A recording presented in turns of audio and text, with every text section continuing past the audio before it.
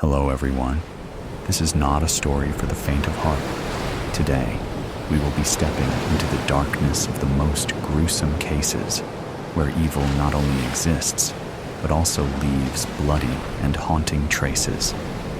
This is Real Gruesome Murder Cases, a series of true stories about murders that made the whole world shudder. If you are ready to face the cold truth in the gruesome corners of humanity, come with me to delve deeper into each case. The dark night. A shadow of a figure was running in the dark. All around were tall trees, and only a small fraction of the moon's rays got through the canopy. The ground was a black void, with no difference between the dirt and the tree roots. A pack of wolves howled in the distance. With every gust of wind, the tree branches and leaves banged and rustled like a toddler playing with pots and pans. Under all of that was a low mumble, rhythmic, like a drum cadence, but ghostly in origin. The figure trips. Eli. The scene quakes. Eli. The moon disappeared. Elijah. Blinding fluorescent light replaced the woods. 13-year-olds Eli and Tyler were sitting in the mall food court, eating dinner across from each other. Eli's heart was pounding in his ears, and his hands trembled. Tyler put her hands on his. Eli, what did you see? Eli repeatedly blinked back at her as the fog lifted from his head. I don't really know. Come on, she said, slinging on a side bag as she raised from her chair. You can think about it on our way home. I don't want to miss the bus. Without a word, Eli cleaned up their table and carried the tray away. As soon as his hand was free, he reached for her hand. They walked away from the tables, with Tyler locking her arm from Eli's swinging. Not too many people were left in the mall. There were a few stragglers around the pop-up stands, but most were lacing their arms through jacket sleeves by the exits. However, two men, a twig-like one with close to the head African curls, and a log-like one with slicked hair, mostly to one side, didn't fit in either group. They stood off the side, away from everyone else, surveilling, looking for something.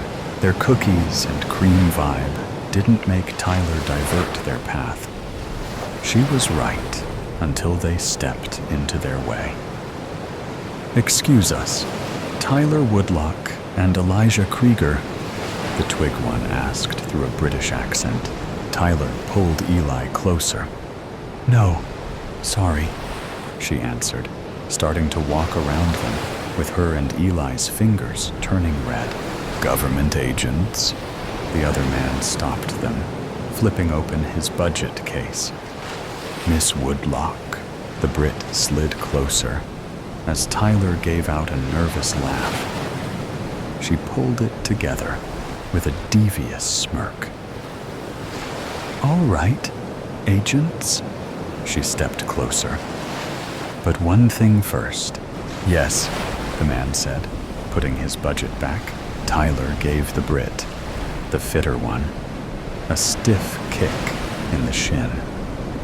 With him on the floor and his partner stunned, she yelled, "Run, Eli," giving Eli a push start. Eli sprinted off, getting a head start as Tyler toppled over a supply case. He headed for the loading docks, a path Tyler forced him to memorize for an emergency like this. As ordered, he ran without looking back. He nearly ran off the truck port in his mindset. He jumped down. Falling on his hands, he looked like a frog. He couldn't find the strength to stand, but he walked, half crawled, to the rear of the building. Collapsing against the brick, he took his chance to look back. She wasn't there. He stayed twisted around the corner, waiting for Tyler. All of a sudden, bright light beamed onto him. Drawing Eli's attention, the voice called out, "Stay there!" They boomed like a drill sergeant. He clambered to his feet and did the total opposite as the voice commanded. A stampede of boots followed Eli as he jotted into the wooded area on the other side of the loading lane. The fall night grew darker as he was chased farther in the woods. With every gust of wind, the tree branches and leaves banged and rustled. Their movement shifted and blocked the moon as if in a game of peekaboo. This and the uneven ground made Eli bobble like a pinball. The voice rang out again. "Get him! Don't let him get away." It allured him to look back. A light show of flashlights was going on behind. Even with all the light, however, the people remained shadows. A gopher tunnel tripped Eli up a bit. As he looked up, a pair of amber eyes, low to the ground, stared at him from a few yards away. The progression of howls following the encounter made Eli run fast. He couldn't hear the boots anymore. He would turn his head a few degrees before forcing it straight. The last one sent him flying into the ground. Tyler peered over a row of bushes. Eli laid on the ground, with only his chest moving up and down. As soon as she raised from her position, two men came into view. One went to Eli's side, and the other pulled out a radio. Asset found, about 4 clicks due east of the loading dock. The radio guy looked around the perimeter as the second man searched Eli's pocket. Tyler fished around in her bag. In the dark, the inside of her bag was a void. She felt cold metal as more men appeared. The one left Eli's side. "The cards aren't here, sir." Eli let out a moan as he began to stir. "Bring him. We'll find out soon enough where they are." He turned and started the procession away. Radio and Pocket Man gave each other a glance before Pockets threw Eli over his shoulder. The remaining men followed. Tyler took her hand out of her back. She fell to her knees, with her hands on her face. As the first tears started falling, she wiped them away with her fists clenched. She ran back to the mall, heading towards the parking lot. Her head bubbled back and forth, looking at the cars and people. Losing her structure, she fell back on her knees. She started crying again, right before her ears perked up. Snapping her head around, she saw the 2 agents from inside. "We lost, ma'am," she heard the agent who threw his badge in her face. They were ready to run. A grin grew across her face. She spined back, with her attention being grabbed by the rear of the car she fell in front of. The license read CA exempt 387690. She had seen enough of those when the police raided their Romani dwellings. The odds of that being their car, she didn't know. Not did she know the odds of them automatically unlocking it far enough away that she could climb into the trunk before they were close enough to see. The two agents and their unknown guest arrived at their motel on the outskirts of town almost an hour after Eli was taken. The building wasn't too big, just 2 rows with 8 or so doors each. Behind each were a single room and a bath. The agents went first. Tyler waited until she couldn't hear them anymore before pushing out the back row cushion. Sitting on the floor of the car, she watched as they entered a room with the number 6 on the door. She opened the door carefully so she wouldn't hit the next car. In the same manner, she closed it without a sound. She strategically stepped as she reached back into her bag. After peering into the room's window, she saw the 2 agents with their backs to the door. There seemed to be nothing but a wall in front of them. But that didn't bother Tyler. She walked right in and pulled her hand out of her bag before slamming the door shut. The agents jumped if shots had been fired. They found that they weren't too far off. Dropping their phone, they were face to face with a gun barrel. "Hello again, miss." "Woodlock," one agent said through his British accent as they snuck for their weapons. "Don't patronize me," she said, cocking her gun. "Do you think you can pull yours before I shoot the both of you? I've already proved I have grace under pressure." They both bring their hands forward. "What do you want?" the other one asked. "Well, Agent Vincent Petrov, I'm thinking about a trade." Flaunting his arrogant British accent, he asked, "What would you have that we would?" Cutting him off, Tyler pulled out a deck of tarot cards. "Really? I might be a child, but I'm not an idiot." "That still doesn't answer my question," Vincent said. "I want Eli back."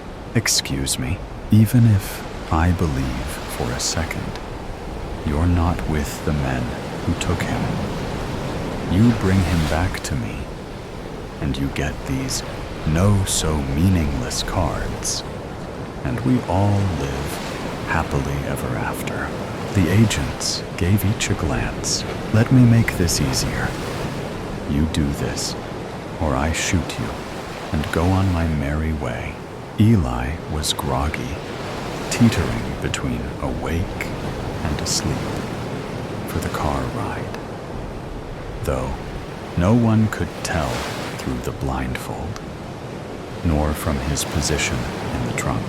They had tried his wrists and ankles to stop the little fight he had in him. No kicking, no hitting, no running. More helpless than he was without Tyler. He was asleep when the car stopped, but was jarred awake when one of the men yanked him out. Being bobbled around, his face was red and breathed deeply, trying to keep dinner in. The only relief came when he was dropped to the floor. After the bang of the door, Eli was left to wait once more in the dark.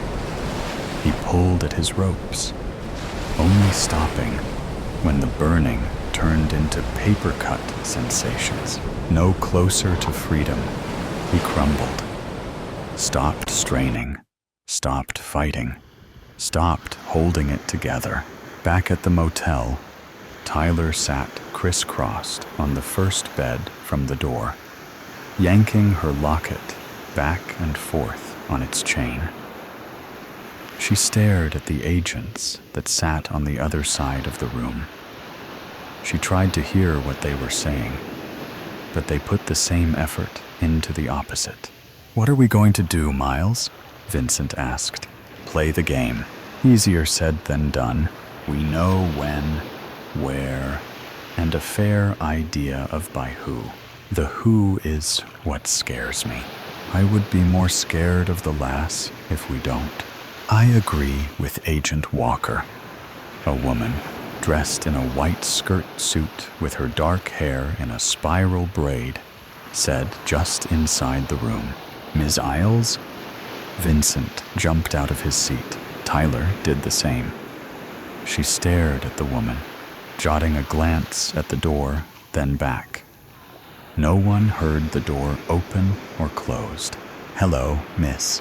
"Woodlock," Ms. Isles said, raising her hand. "Hi," Tyler said, more like a question than snipe, without shaking her hand. "Well, do you want the good news or the bad news?" "Good would be best," Vincent toddled. Isles looked at Tyler. "Find the boy. Bring him back. Finish your original mission," she said through a smile.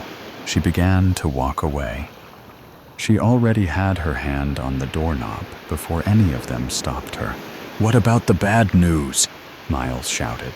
"Work with her, Walker.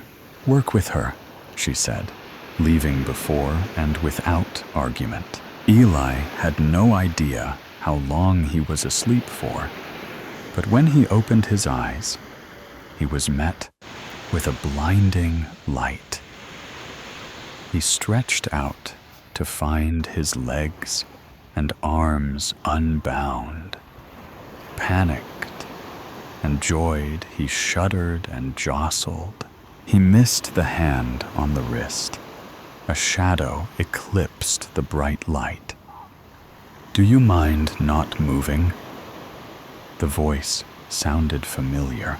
With the light masked, Eli could start to see the room. First, the man kneeling in front of him, graying hair, flannel button-up shirt, and placid blue eyes. Then small red spots on the gray cement floor. And last, white bandage roll, some on his right wrist, and the man wrapping more onto his left. "I think you've bled enough on my floor for today," the man said, finishing his work. "Your floor? Don't be put off by the casual dress. I'm the boss here, and that's why I can offer you this.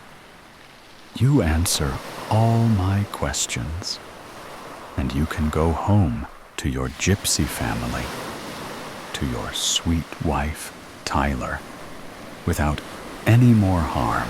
"What do you want to know?" Eli asked as he sat up. "Why don't we start with something simple? Why did you run away from me at the loading docks?" said the man who blared a flashlight in Eli's eyes earlier that night. Vincent sat at the small two-person table, glaring at a street map and a calculator. "How is it going, Vince?" Miles asked, leaning over Vincent's shoulder. "Not great." Knowing that they took Elijah 75 minutes ago, and assuming they stayed within 5 miles per hour of the speed limit, they can be anywhere within and around 50 miles away from the mall. That's a big area. You don't know the half of it.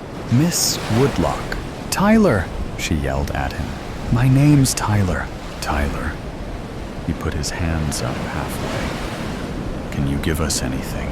Car model? Direction? Anything?"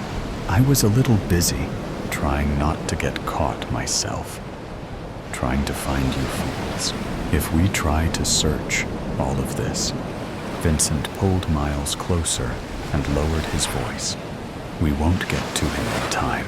Don't talk like that, Tyler yelled, with a little cry behind it. You start talking like that, and things will end that way. She fell back onto the bed, with her hands on her face. Miles glared down at Vincent, with his arms crossed. He kept that position as he walked over to the bed. Sitting next to her, he put his arm around her, with an air bubble between them. Thanks, she said, whipping her hands out from her face. It's getting late. Why don't you rest for a bit? We don't want our sharpshooter's eyes heavy. I've been one for the last 10 years. But she paused, bringing up her watch on her right wrist. Watch, she continued, jumped off the bed. What? Miles followed her towards Vincent. Watch. She started searching her bag. I got Eli a watch for our first anniversary.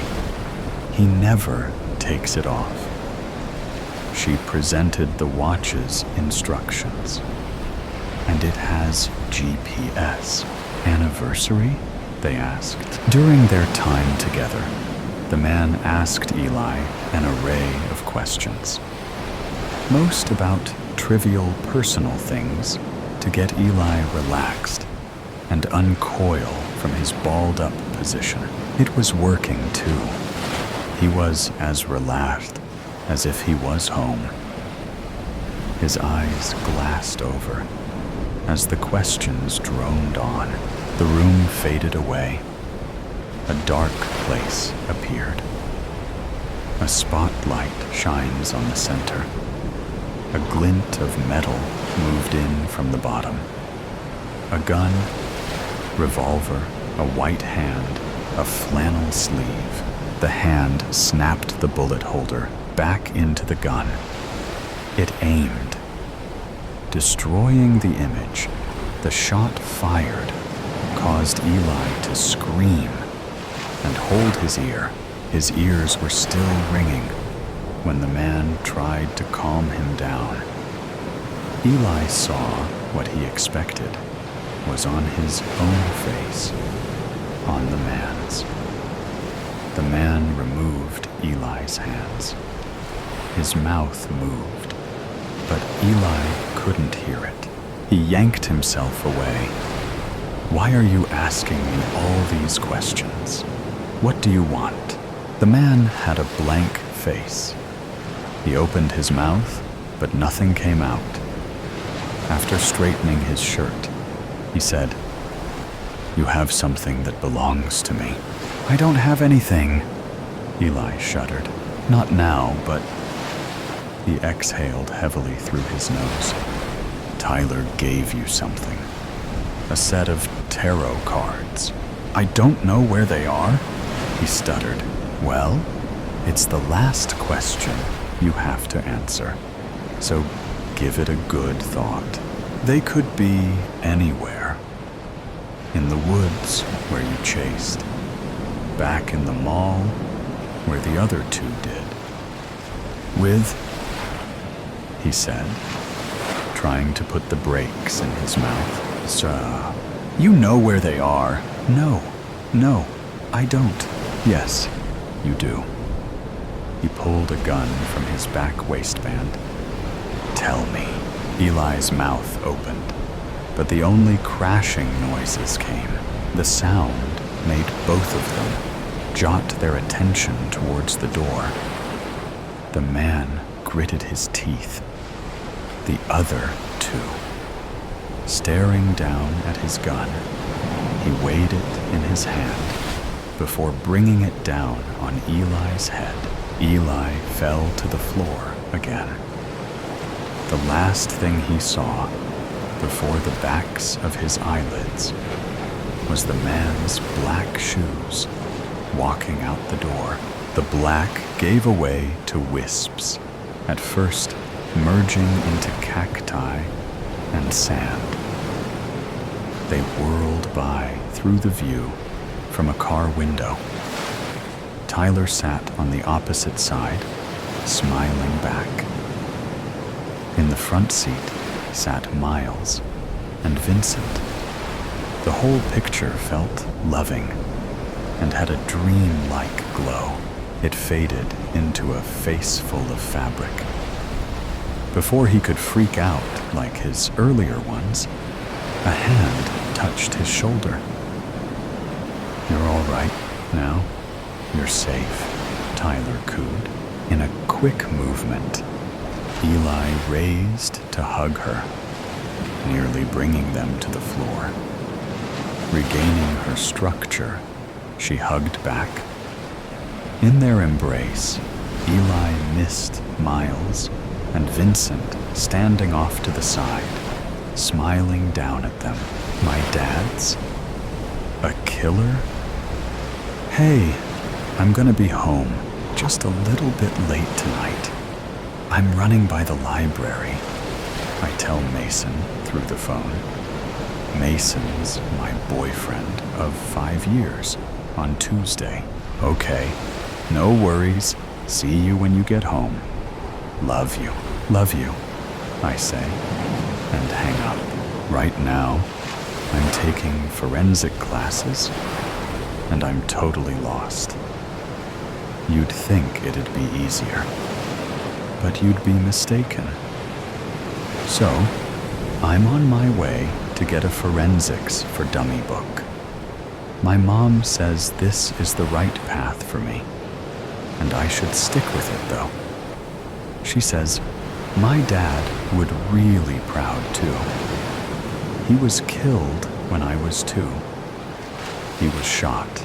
I get out of the car and start walking into the library.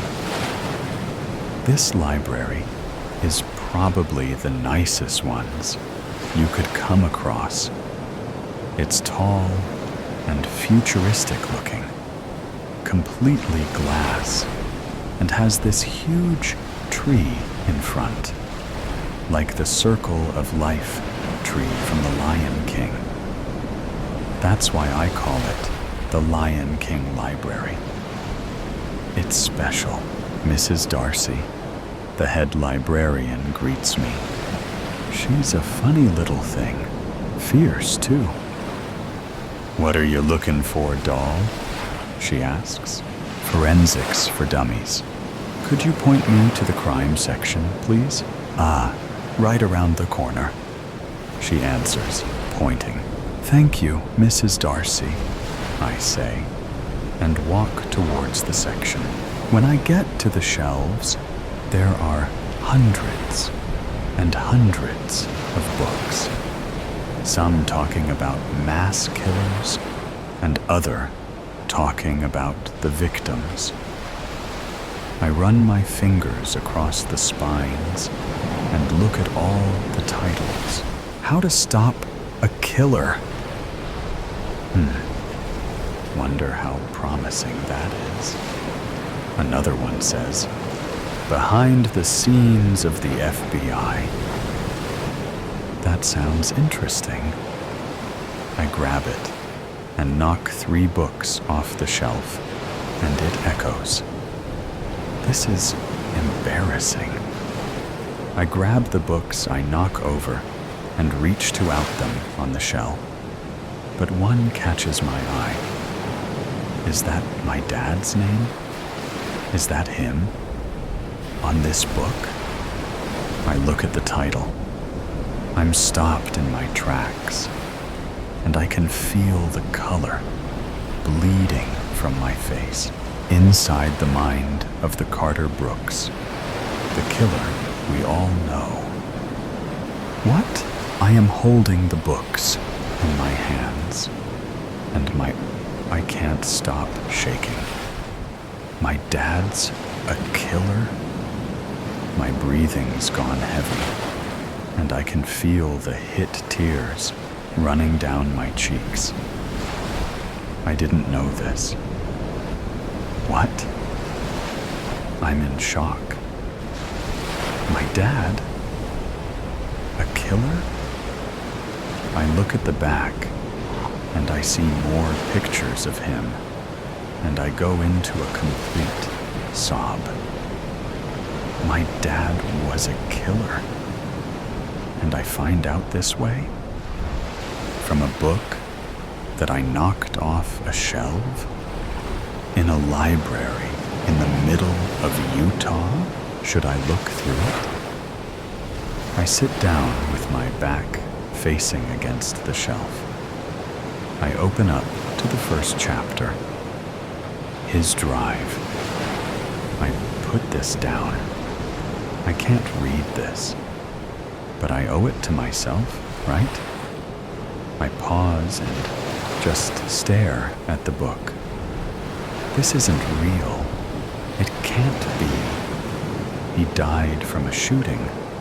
He was the victim. After 30 minutes of sitting here, flipping, and looking through the pages, I'm completely hurt. Why didn't I know any of this? I've learned he killed 20 people and was taken away from his family, us. And apparently, we meant everything to him. I need to call my mom. I get my phone and let her ring. Mom? I say. You can hear the hurt in my voice. I don't know how I'm going to tell her, but she knows. Why didn't she tell me? Honey, what happened? Mom, I'm at the library, and I've found his book about Dad. I struggle getting through the sentence. She gasps. What? Why didn't you tell me? How didn't I find out? Maddie, what does the book say? I haven't read a lot of it. Mom? Yeah? I want to come over, and I want you to tell me everything. Yeah, okay, that's fine. Dinner will be ready when you get here. I hang up. My hands still haven't stopped shaking. Should I really be mad about her not telling me? The guilt and hurt I would be feeling from knowing would have ruined me. I can't be mad, but I'm upset. I'm being calm about this. I'm not blowing up. But I should have known. At least some of it. Not all the details. I called Mason and let him know that I'll be home late. I told him my mom wanted me over for her church group. I can't tell him about this right now. Ciao. I pull into her driveway and sit in my car for a second. I'm bracing myself. I'm in shock right now. I know it will hit me tomorrow and hurt more. I get and walk up to her porch. I knock 3 times. She comes to the door immediately, and she has tear-stained cheeks. We can sit at the table.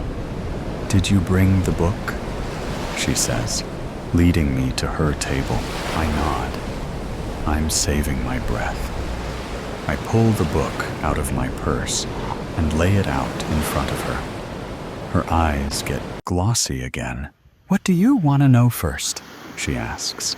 How did I not find out from anyone? Not on the news, family, close friends. And why? Money. Grandma paid everyone for you not to find out. She takes my hand. You have to understand, it was for you protecting. We didn't want you living with fear or hurt constantly. Were you going to tell me? Ever? How did you think I wasn't going to find out? You were going to find out at some point. I always knew that. Hate me for this. But I didn't want to have to tell you.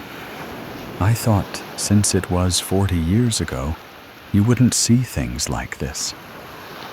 She says, gestures to the book. Why did he do it? He was angry, so he killed people? He was angry, so he killed people? Did he hurt you? I add. She shakes her head. No, he never laid a hand on anyone he loved. What was wrong with him? What inside him made him wanna kill someone? It can't just be anger, Mom. I mean, I'm in my first semester for forensics, but I know that can't be it. Mom, I know you know. She looks down at her plate. We haven't even started eating yet. The food's getting cold.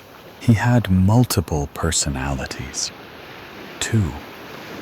When he was angry, it triggered his even angrier ego. He would go on killing sprees, she says through tears. This isn't easy for her. I imagine this isn't something she wants to revisit. You accepted that? Did you try to get help for him? I had to accept it. He wasn't always like that. After his dad and mom died, that's when it happened. And I did try to get him help. He wouldn't let me do it for him, not even behind his back. Did he tell you when he was doing it? Never. It was always when I would visit it, family or friends, when I was out of town. And I wanted a divorce, even though I loved him more than anyone understood. But I knew that would make things worse in his head, so it never happened. I'm not mad at you, Mom, I say, looking up at her. I think she needs to hear that. You're not? And she tilts her head a little. Because I would be. No, I'm in shock right now. Everything feels numb, and Jay didn't really know him. We weren't close. I choke on my tears. But I thought he was the victim, not the guy behind the trigger. I know. I'm impressed on how calm you're reacting. And I'm sure this will all hit differently tomorrow. But you have to understand, knowing everything will make it harder to cope with. Now that you know, I think we should save the details. I know you came here for answers. When it's time, I can dish them to you, but not in one night. That's not right to you. She says, I know she's right. If I knew everything, who knows what my mindset would be, or what I would do. Let's eat, I say, and I look up at her. I change my mind. I don't want to know all this right now. It's too heavy. We finish dinner, and we clean up the dishes. Can I leave the book here? I don't want to return it, and I don't want to read it. I ask. Yeah, sure. You can leave it on that table. She answers. Thank you for telling me all this and letting me come over in the moment. I know it must be hard to revisit all of this. Of course, you had to know at some point. I'm glad you called me, though, she says, and I grab my keys off the coffee table. Maddie, don't brush this off, though. I know you're hurt and scared. I can tell. Don't move past it as fast as you can. She adds, I won't. I love you, Mom. I have to get back to Mason. I lean over and hug her goodbye, and I hold on for a couple seconds longer. She lets go, and I walk out, carefully shutting her door behind me. I sit in my car for a second. I can't wrap my head around any of this. My dad's a killer. My dad is a killer. They're all foreign words. On my drive home, I couldn't help but just cry the whole time. I took the long way home, so Mason didn't see the tear stains, hoping they would dowry in time. "Hey, how was it?" Mason asks when I walk in. "It was good. My mom said hi," I say, putting my stuff down. "You sure? You okay, babe?" He says, pulling me into him. "I will be, but I don't want to talk about it tonight. Another time," I say, looking up at him. "Okay, the bed's made. You can go to bed if you want. I'll stay out here and give you space." "Yeah, okay." He kisses the top of my head, and I go into our room. I don't take off my clothes and change. It's too much work right now. I crawl into bed, and my phone rings. I look over, and it's my mom. "Hello, Maddie?" "Yeah, it's me." "Okay. I don't know how this tiny iPad works. Is something wrong?" "No. I just wanted to say good night and wish you sweet dreams. It will be a heavy night." "Oh, good night, Mom. I love you. I love you." And I hang up. At the end of today, this book completely changed me. It's a new part of me now.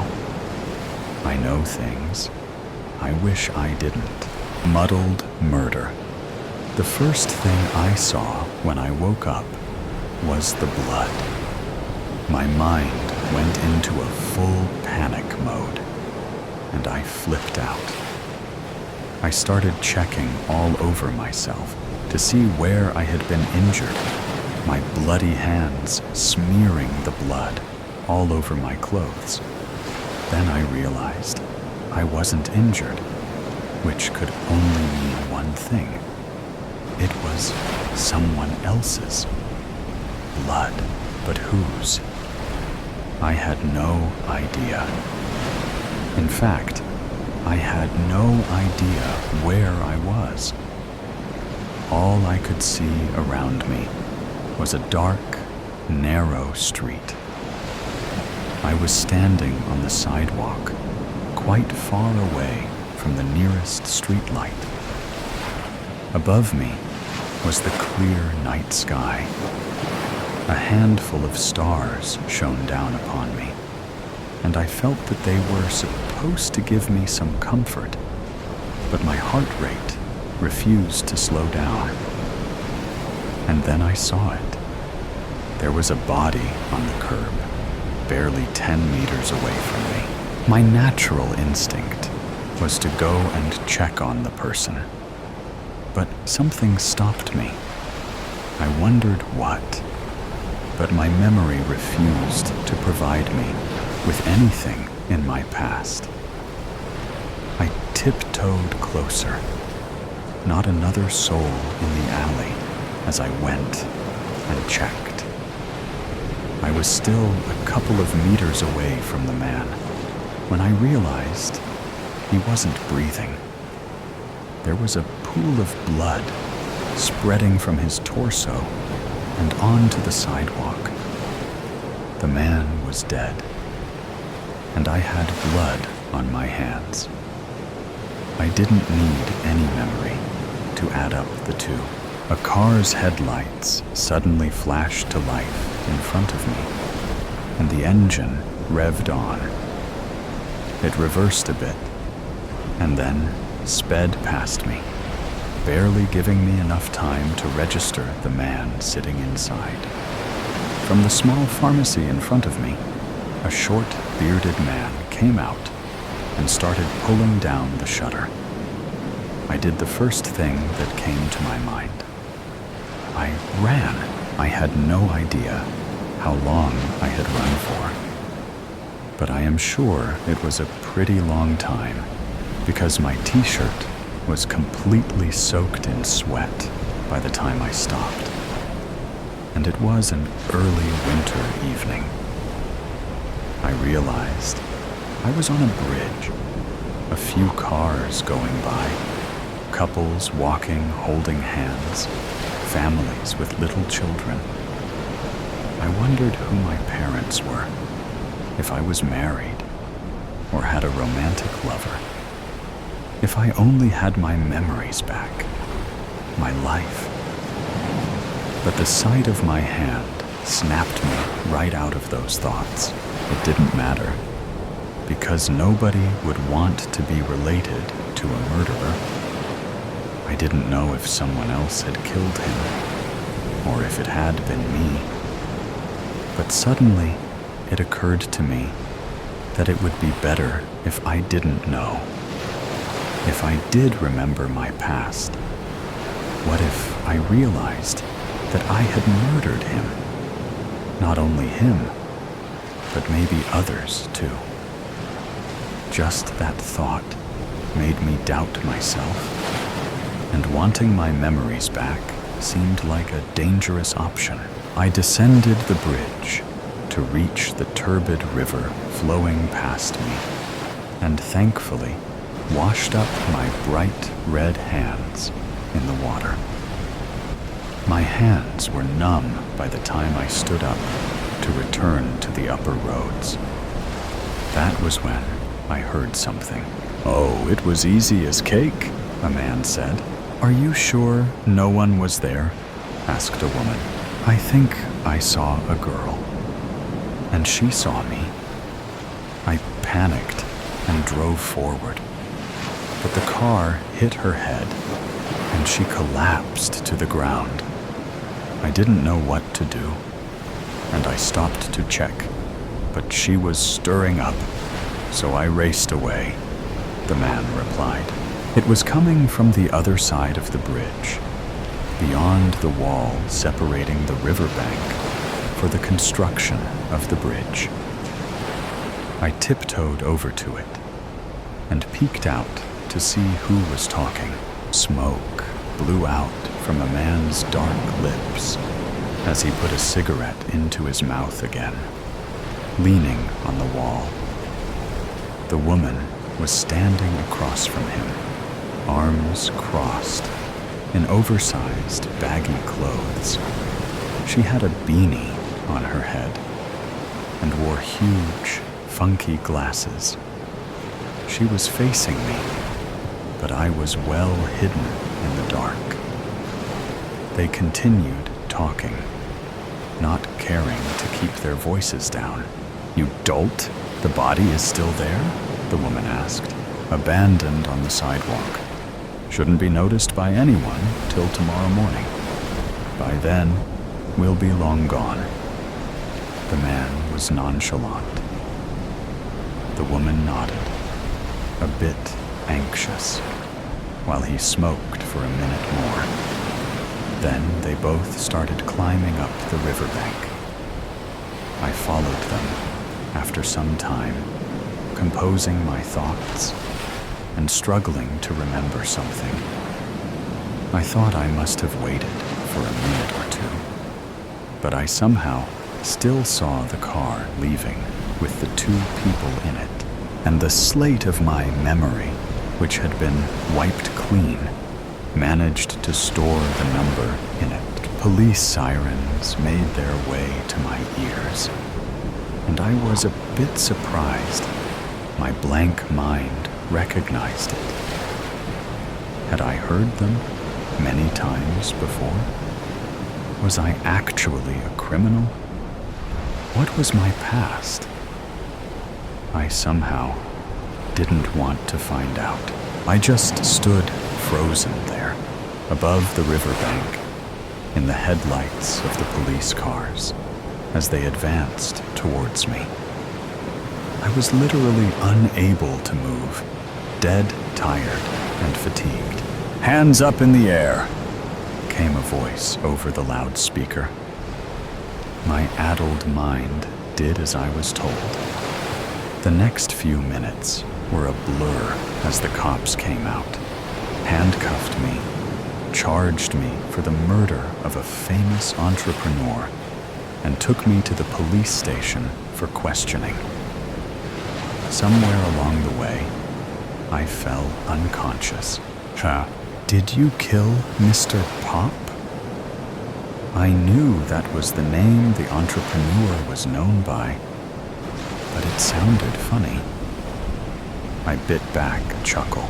I don't know, I answered, just like I had the 3 last times.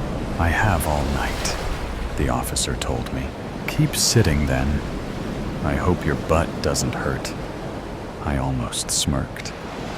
He glared daggers at me, and then stood up and left the room. A few minutes later, another officer entered. A plump, middle-aged woman. Answer honestly.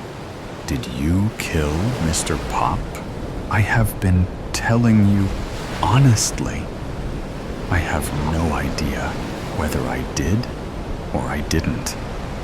I just woke up with no memory of where I was or who I was. I yelled at her. Yelled. She nodded in sympathy. Quite common in criminals. I was too tired to correct her, but I was exasperated. Why couldn't they just understand I was telling the truth? Nothing in my head tells me that I killed that man, so I don't know, I declared. There is quite some evidence, you know. The blood on your clothes matches with his. I looked down at the red spots and smears on my clothes and winced. And a shop owner in the alley says that he saw a girl with a description like yours run away from the dead body. Same orange t-shirt, same long braid, and same camo pants. Now tell me, what am I supposed to believe? She raised an eyebrow. I really don't know, I said. The description was me all right, and I had run away.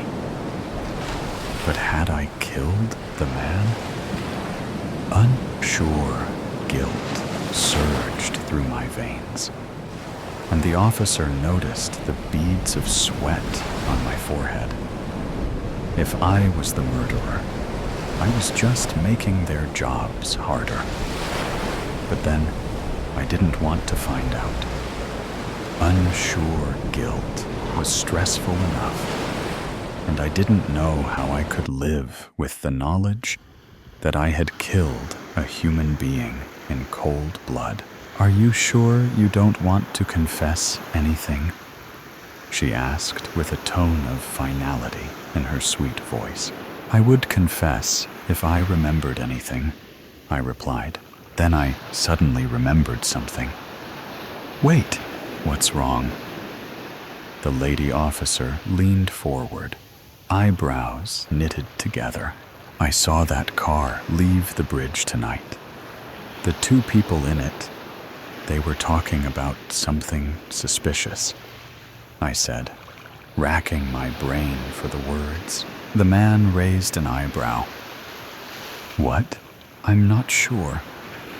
They were saying that they left a body on the sidewalk. A girl had seen it. They hit her head and run away. They were planning to escape tonight. I narrated the incident. How does that make a difference? It does, I said, as I saw my spark of hope being snatched away with it. You should check. I remember the car number. You know the number plate, huh? The 2 police officers had tracked the number plate to a road by the river, where a car had been abandoned. Go home, the woman told me. I don't know where I live." "Then wait here. We're going alone." I scowled as I followed them out of the police station, and their car revved away. Then I saw a cab passing me and jumped in. "Follow that car!" We followed the car for 25 minutes until we reached a road running parallel to the river. The police car had stopped behind the car I had seen before, and I told the cab driver to park behind it and jumped off. I rushed to the shore where I could see the river and a small boathouse in the distance. The river was wide at that point, the current slow. To my left were the mountains into which the river bent, and my right were the police officers near the boathouse about half a kilometer away. I saw the man and woman I had seen earlier, along with a dark guy in shoes, pull out a rusty old motorboat and push it into the water and jump on. "Put your hands in the air. You cannot escape tonight." The officers pointed their gun at them. In their surprise, someone suddenly activated the turbines, and they sped ahead into the river, moving towards my side. The motorboat was slow. The turbines were sputtering and malfunctioning as the boat raced away, forearm the routing and chasing officers. I don't know what I was thinking, but I barely hesitated a second before jumping into the river to my left. They were speeding towards my side, cutting through the middle of the river. I was perpendicularly closer, and I knew I could reach the center before they did. I swam in smooth, rapid strokes, cutting through the water like a literal fish as I aimed towards the center where they would reach in about 10 seconds. I think they were too preoccupied keeping their eyes on the officers because they certainly didn't see me coming. The cold water didn't faze me. It was like it was part of my blood. Of course, the adrenaline counteracted it, and I had no trouble speeding through the limpid surface. As expected, I reached 1 second before their boat. As it zoomed past me, I somehow managed to grab hold of the end. I clambered on, somehow still unnoticed by the 3 people, while the officers stared at me, flabbergasted. They were too scared to shoot, let it hurt me, so it all depended on me. I crept forward and elbowed the cigarette man in the neck sharply, that he fell to the ground immediately, somehow unconscious. The woman turned to me, ready to battle in her large hanging clothes. I ducked to avoid her punch, grabbed her arm, and twisted it behind her back. Then I kicked her off the boat as it continued speeding away. The last man was the one with the shades, driving the boat. He stepped out of the seat while the boat continued towards the hills and turned to face me. Even though I couldn't see his eyes, a chill ran down my spine, and he attacked. I think my brain was a little slow to process as his kick swept me off my feet and knocked the air out of my lungs. Panting, I pushed at the floor to get up, while he grabbed my hair and pushed my head towards the whirring motors of the boat.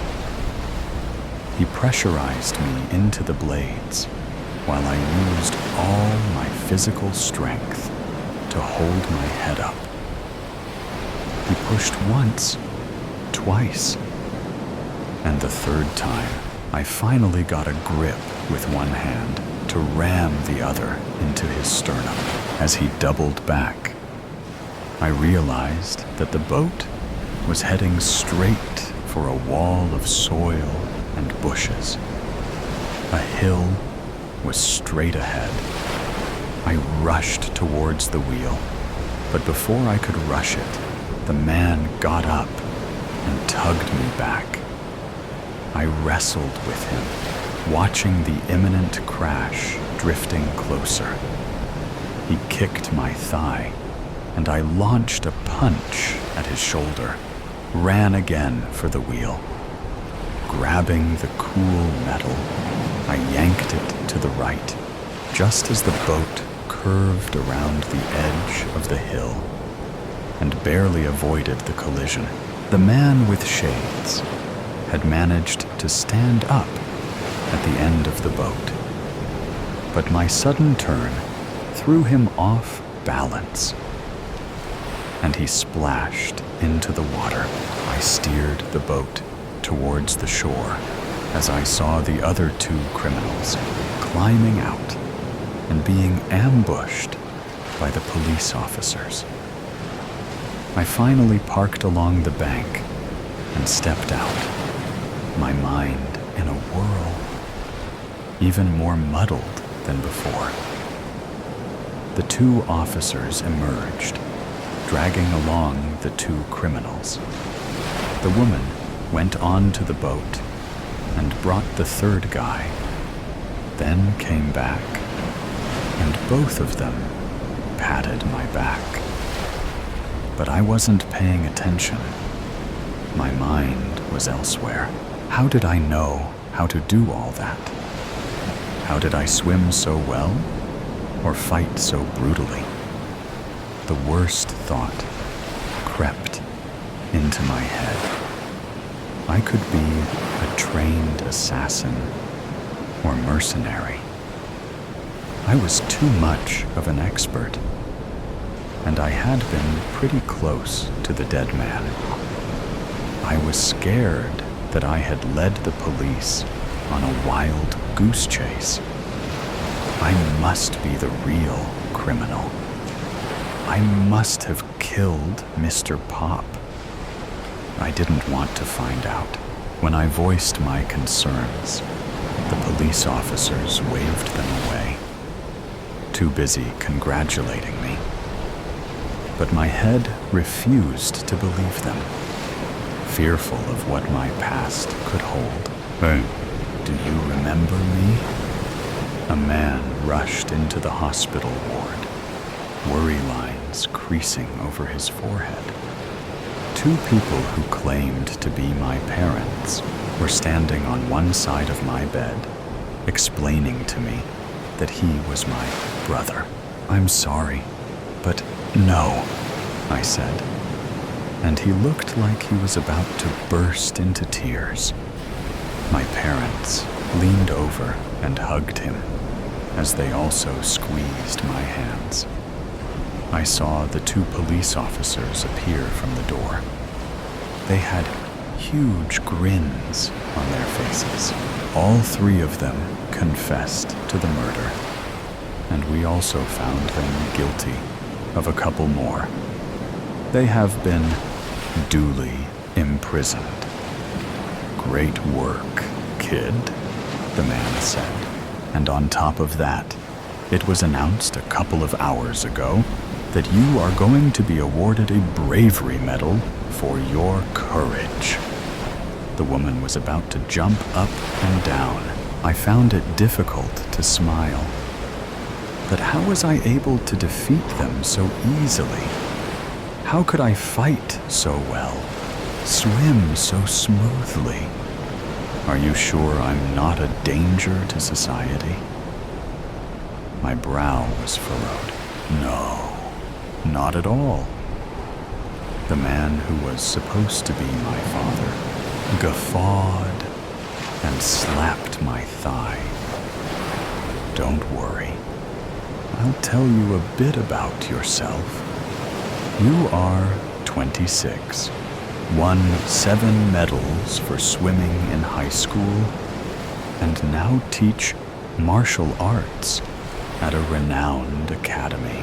Countdown to death. I stared at the wall with half-lidded eyes and gulped.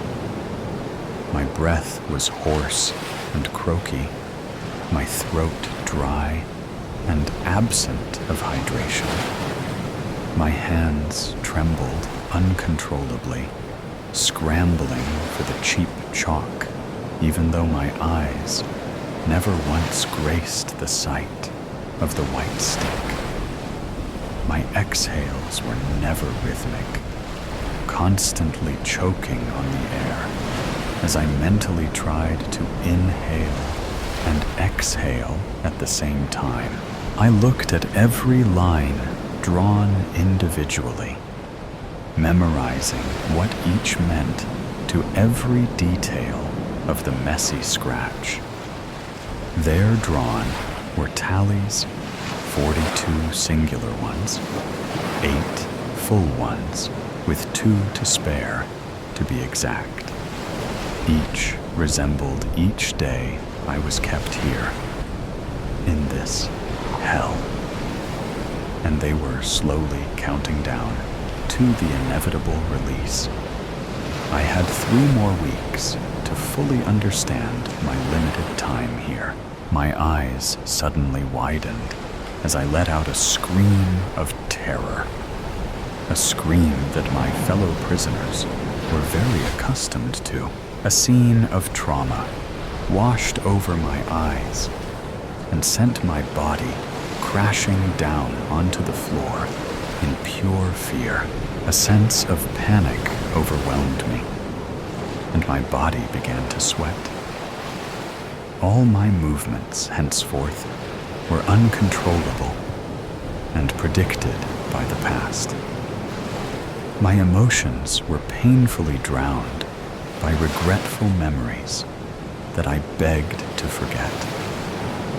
I could only watch as my gravest mistake haunted me once again. "Paulette!" a gruff voice called, alerting me and distracting me from my duties. Paulette Ann Hadley. That's me. Short blue hair and matching piercing eyes. I'd dream about how they held the essence of the pure sky. But those thoughts were the only fantasies that I used to distract me from the life that I dreaded so much. Then again, I was very far from pure, even before the incident. "Paulette!" they shouted again after only a few seconds of waiting.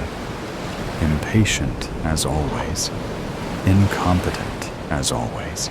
The voice belonged to my master, the Earl of Daventry, Sir Peter Holmes, a sorrowful old man who spent his seemingly endless days laying in his bed or sat in his office, scoffing his face with the fatty meals the chefs were forced to cook to fulfill his never-ending stomach.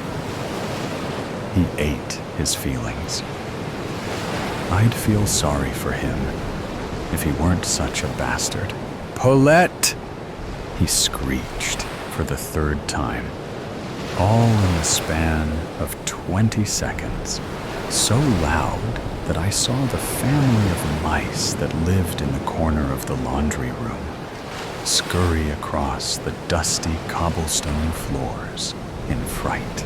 I rolled my eyes in frustration and slapped the grungy old rag I used to clean the counter into the rusty steel sink.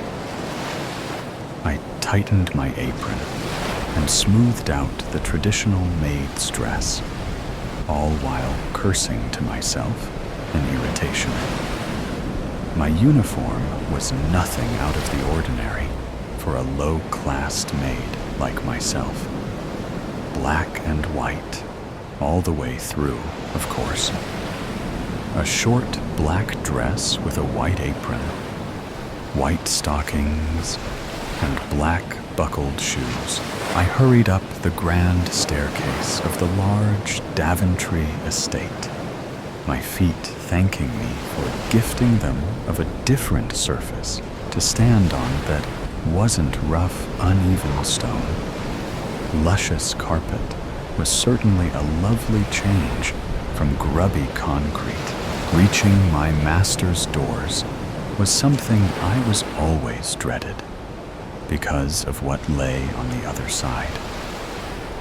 I pressed a hand against the shiny wood, recently dusted and glossed by yours truly.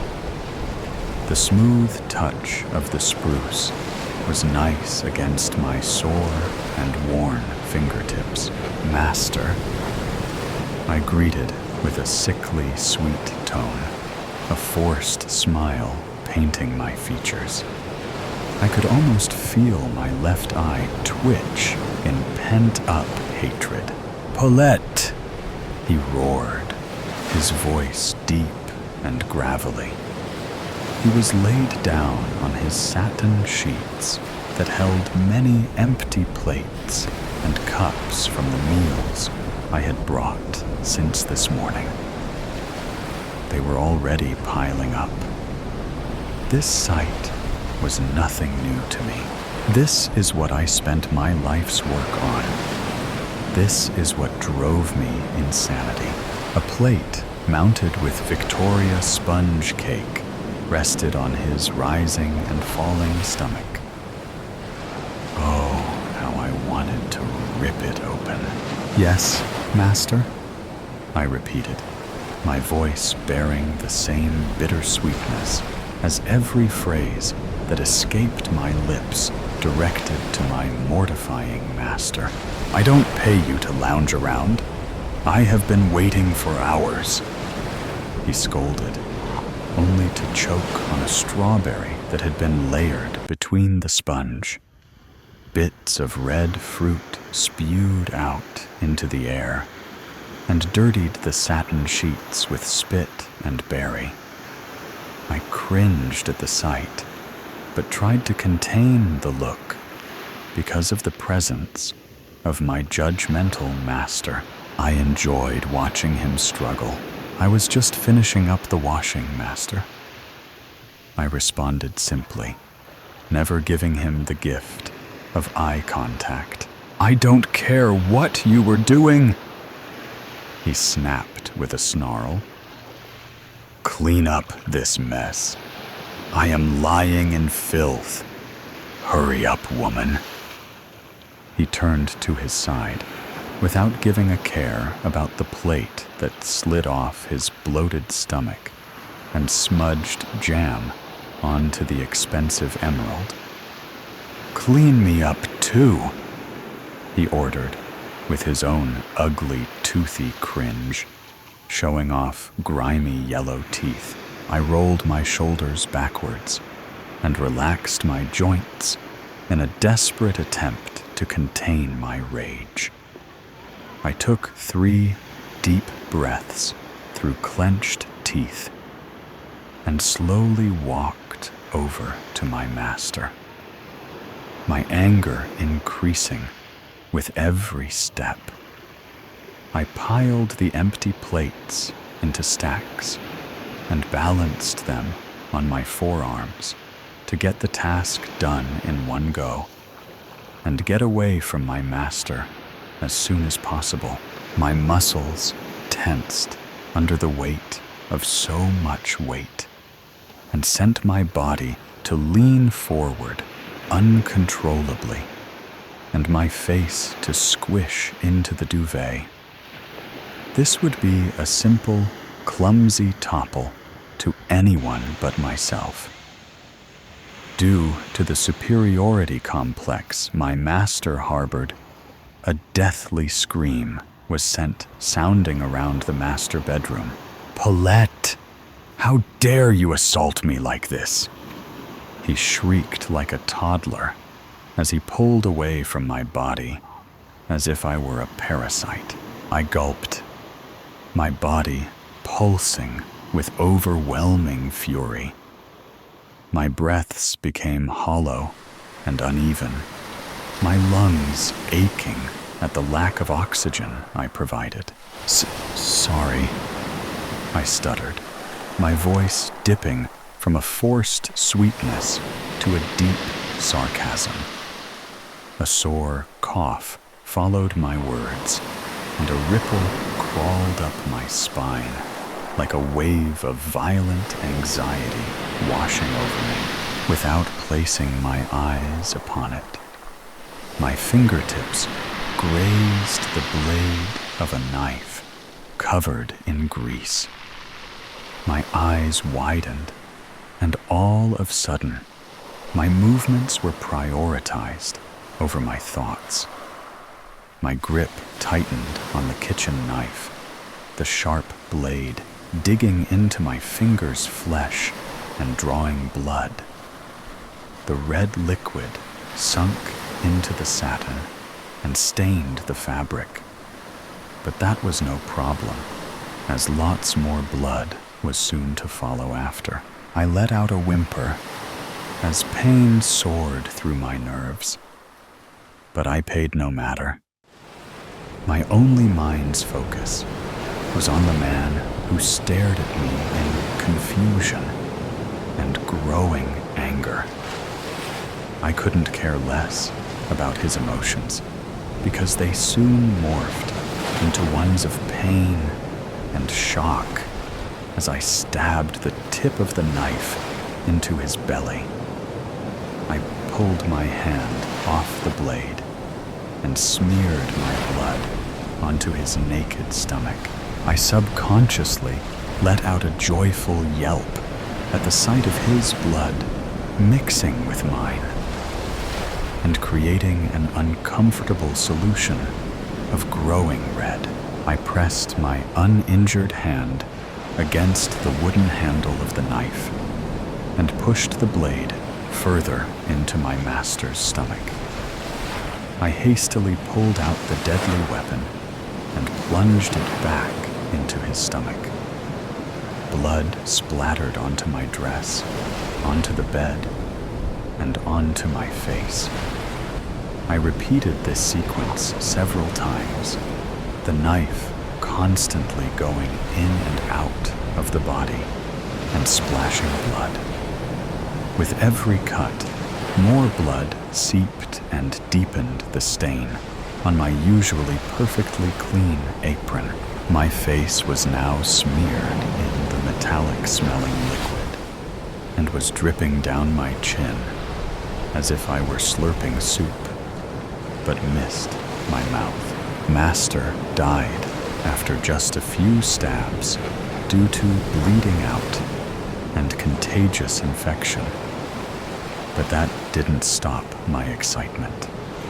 I sliced as much flesh as I could, covering as much surface area as I could, and slathering it with fresh, pungent blood. I made sure not to leave any area untouched with my bubbling rage. My lips twitched as a laugh escaped my throat, choking on itself and departing in the form of an evil cackle. I doubled down in laughter as pure ecstasy ran through my veins. I bounced on the expensive bed and headed towards the limp head of my master. I swiftly sliced the knife across my master's throat and admired the way sickly liquid swam down his wrinkled neck and ran down his chest like separating rivers. That blood quickly melded with that of his stomach and made a pool that looked like it had originated from the depths of hell itself. I twirled on the bed, never minding my steps that prodded into my master's corpse. The authorities arrived before I had taken my leave, and I was seized before I could flee. I was captured before I could even reminisce my actions. I was taken to Egan prison and remained there till my death. 3 months, to be exact. It was not a natural death, but a chosen one, confirmed by those who didn't even know me. I let out a gasp as the walls of my cell reappeared around me, and the touch of the cold concrete floor returned to my fingertips. My eyes widened as I took sight of the clean wall in front of me. They were gone. My tallies were gone. I let out a cough and a choke. "Help! Help!" I screamed, throwing myself at the wall and slamming a fist upon it in distress. "They're gone. They're gone. Who did this?" I demanded, punching the wall and watching blood draw my knuckles and splatter onto the gray. "Your day has come, Hadley. You're finally free." A voice mused, their tone echoing throughout my secluded cell. "What?" I gaped, blinking like a confused dog. "Free? Well, free from life, of course." They chuckled maliciously, taunting me with their freedom. I chose not to turn towards the guard that addressed me so rudely. My eyes continuously trained on the blank wall in front of me. I have a few more weeks. I don't want to die." I cried out, tears brimming my eyes and blurring my vision. "Should have thought about that before you killed a man." The guard glared, pulling open the door of my cell and approaching me with handcuffs. I pressed my back against the wall, but there was no escaping death. I was quickly seized and yanked down the hallway, past my fellow death row inmates. I hung my head low, hair shadowing my eyes and creating an eerie effect. My breaths were loud as anxiety built up inside of me. A panic attack approaching at a tremendous speed that I wished to slow down. I stumbled over my footing several times, each one getting more clumsy and emotional. By now, tears were streaming down my cheeks and creating thin lines of cleanliness that contrasted with the dirt and grime that littered my flesh. I did nothing to stop the loud sobs that slipped through my trembling and muttering lips, weeping as dread and hysteria flowed through every pore. We soon reached a standstill where I was forced into a chair. I stared into vicious brown eyes that reflected my own teary ones. They held no sympathy or remorse, just a simple hue of cheek. I inhaled and exhaled harshly, every breath increasing in volume, mass, and sound. Leather-worn straps were tightened over my wrists and ankles, and a rusty metal brace was placed firmly at my temples. Fear soared through my veins like rockets. I pulled and struggled against my restraints that were quickly cutting off my blood flow. I let out screams for mercy, but they went unheard. "Let me go, please. It's not my time. I have weeks." I can't die, I wailed, shaking my head violently in a weak attempt to get rid of the brace that held me so firmly. A loud slap sounded throughout the dimly lit room. My head was thrown to the side, and a pulsing sting was sent flaring at my right cheek. My pleads and sobs ceased. Just a quiet whimper left in its place as a final emotion of sorrow took its toll. "Shut it, woman," a guard hissed. "Paulette Ann Hadley, you are sentenced to death via electrocution for the murder of Sir Peter Holmes on January 16th, 1898. Do you have any last words?" Another guard recited, his tone bearing no sincerity whatsoever. I took a deep breath, lifting my gaze and meeting his to dramatize my following words. A scowl was painted at my lips, and furrowed eyebrows of anger took over my features. He deserved it. I growled with nothing but rage in my voice, a pull at the lever, and a crackle of wiring. Electricity was sent pulsing through my brain and sparked an agony that tore scream after scream from my dry throat. Quickly, my mind was sent spiraling into the endless dark abyss known as death. My first case. Aurelia location. My office room, 14, 5, 21. So 900 a.m. I was sweating, not due to the heat. I was shivering, not because of the cold. It was all fear, nervousness. I saw myself in the mirror. My chocolatey brown skin glowed. My face seemed like a scared child. A woman in her 30s was standing at my door. Her face was pale, and her eyes were brimming. I felt Jack's presence in my room, so I tried to act normal. He touched my shoulders. "Are you sure you can do this?" I took a deep breath. "Yes, I can." But actually, I wasn't confident. I let the woman inside my room.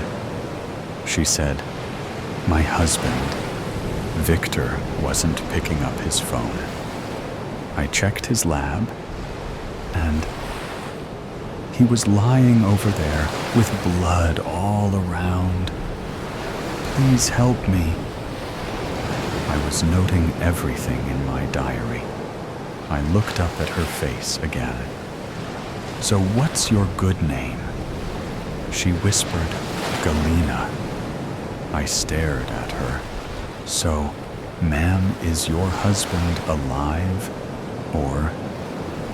Location: Chem Tech Lab, 14, 5, 2021, 09:45 a.m. He was there, lying lifeless on the floor in a pool of blood. We wore our rubber gloves. The lab was such a mess. Whoever did that was clever enough to leave no clue. Our team examined the body and sent it for post-mortem reports. Jack stared at me. I got closer to him. "I got this note." He had it clutched in his hands. He patted me. "Okay, continue." It wasn't a note. Rather, it was a page from some kid's counting book. There were few numbers circled in it, and most of the words he had written on the page were either blotted due to sweat or soaked in blood. There was something scribbled, and next to it was written in a terrible handwriting, "Feel." That did ring a bell. Jack peeped into the paper. "What is it?" I replied, "I guess it is feel, an archaic word for faithful, or maybe Fe is iron, Al is aluminum." Galena interrupted, "No, it's Felix Allen." I got curious. "Who's that?" She glared outside the window. "He's Victor's best friend, colleague, 10 years younger to him." Below that, there was blood, and the only thing I could read in between, that was Nikum. "And Veer?" Jack asked. "Aura, what is Nikum?"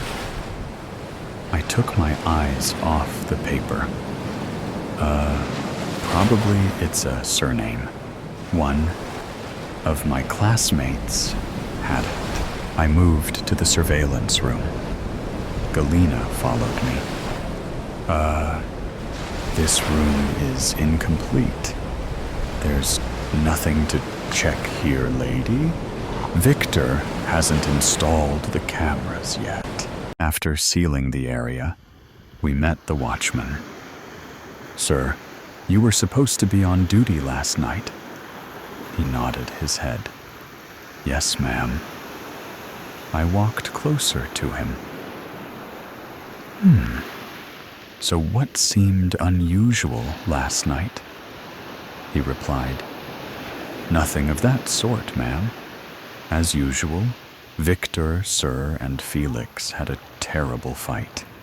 And yes, he was the only one who came here last night. He tried to avoid eye contact with me." Galena came up. "Victor and Felix fighting with each other doesn't surprise me." And she went away. Location: my office room, 14/5/2021, 3:00 p.m. I slowly asked, "Jack, how was I doing yesterday?" He chuckled. "Like how beginners do." The post-mortem report arrived. Jack glanced at me. "Aura, what does the report say?" I responded, "Nothing unusual. Cause of death is hemorrhage. Time of death is 02:47 a.m. He sat beside me. "What did you derive from the bizarre note?" I took a sip of my coffee. I've given the note to Elena to find out the order of numbers he circled. Through the past ink detector, Elena entered the room with her usual radiant smile. "Here you go, Aura." I and Jack peeped into it. The numbers he circled were 66, 57, 7, 8, 74, 68. I made funky faces. What is this? Probably this guy went nuts before he died. Jack stared at me. "The only one who's going nuts is you. Listen, beginner.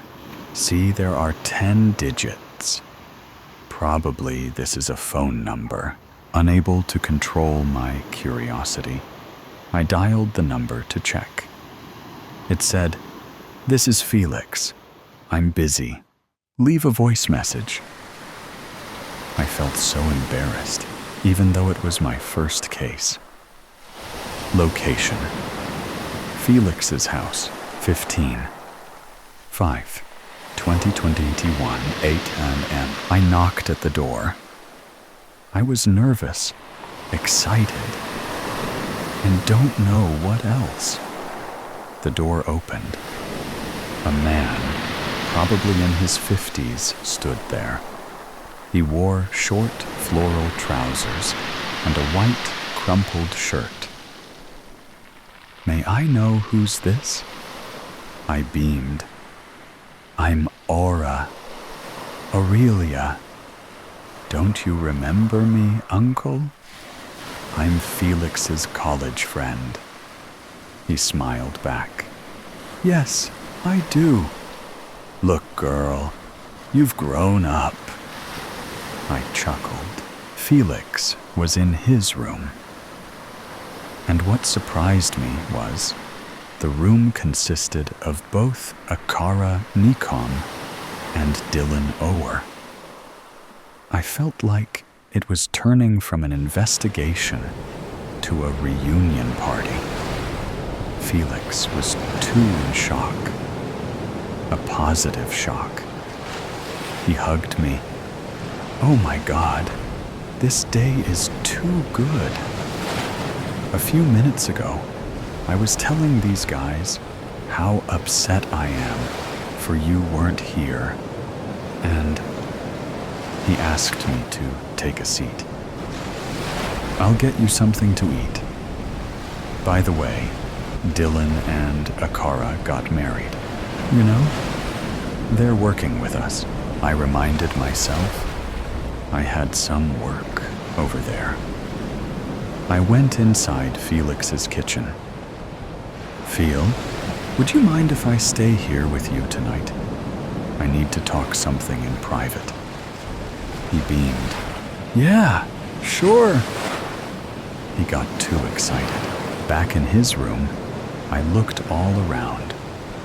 Akara said, "So how's life going for you?" I chuckled. "Oh, it's crazy. What about you guys? What are you guys working on?" Akara replied, This project is supposed to be confidential. I joined this group just last week, as soon as I got married to Dylan. He is the one who introduced this to me.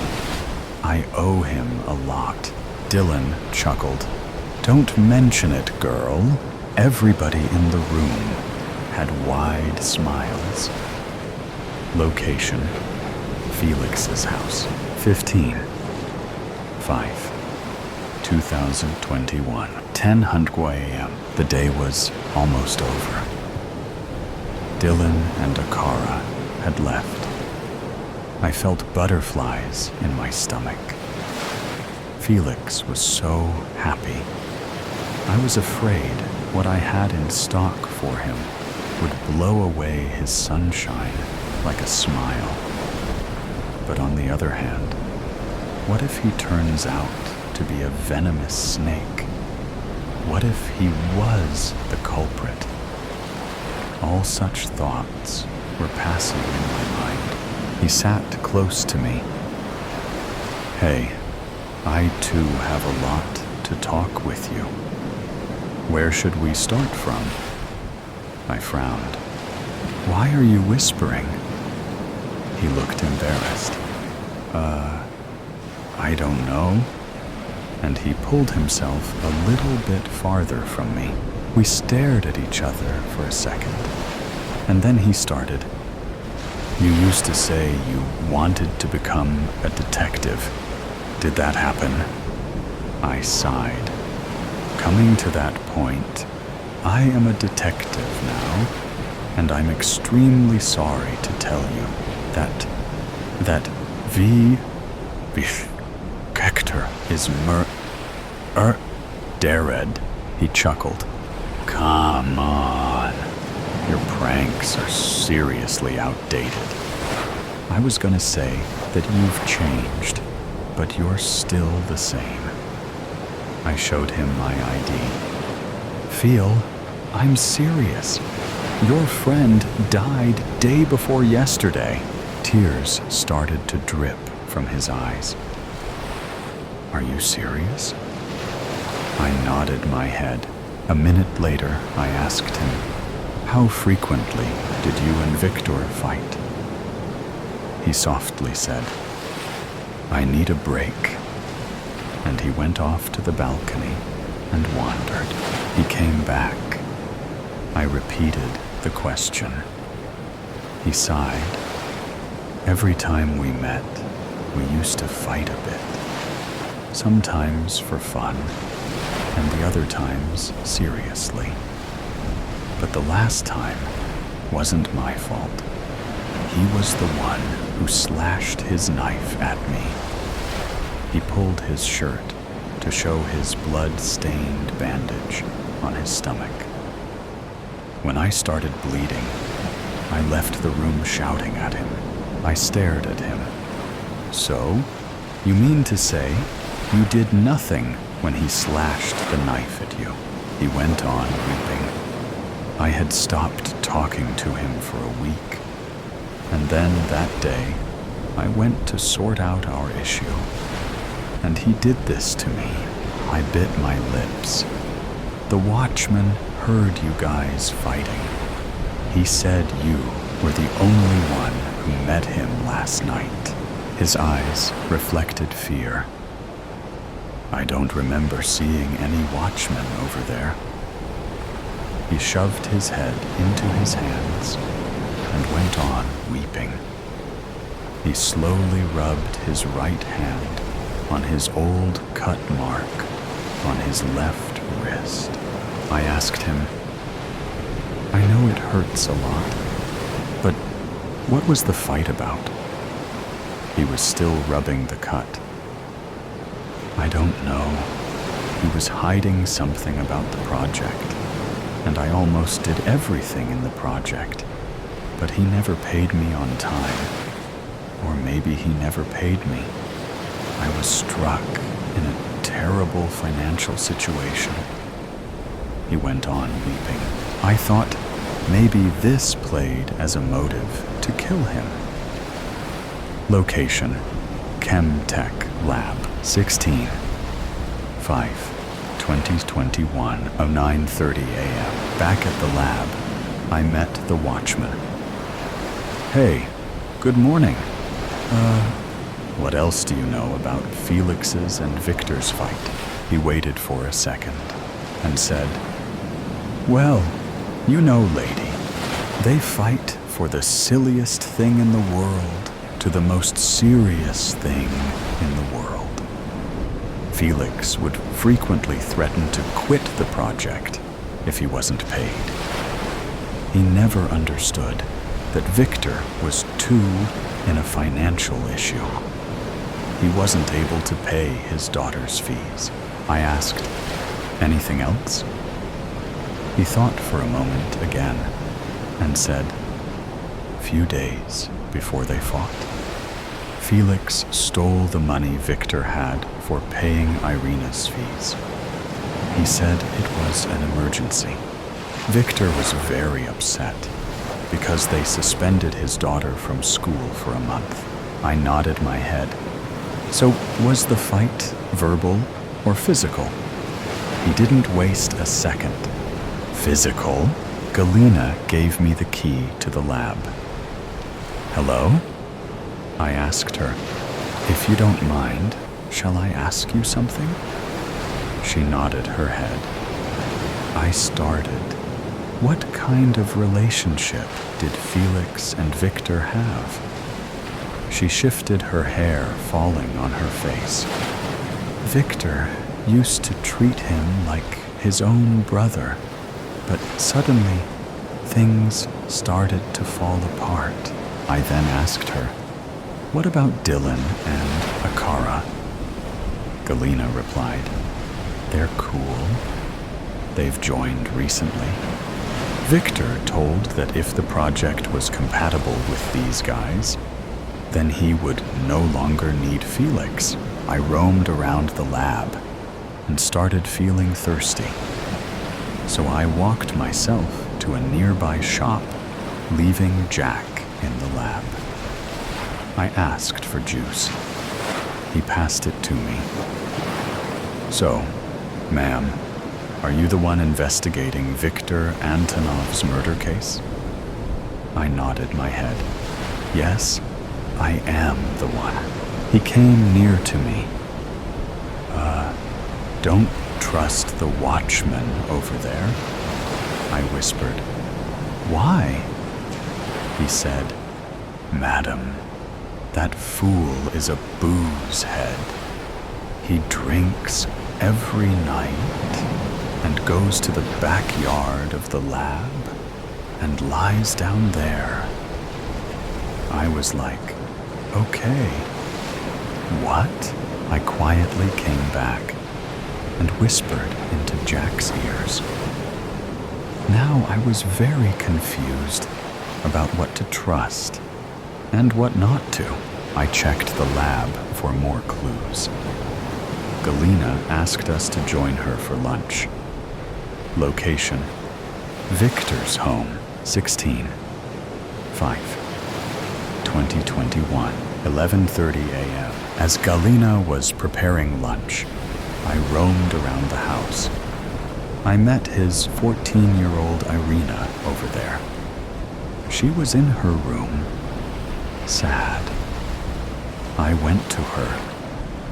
"Hey, do you want to paint?" She said, "No."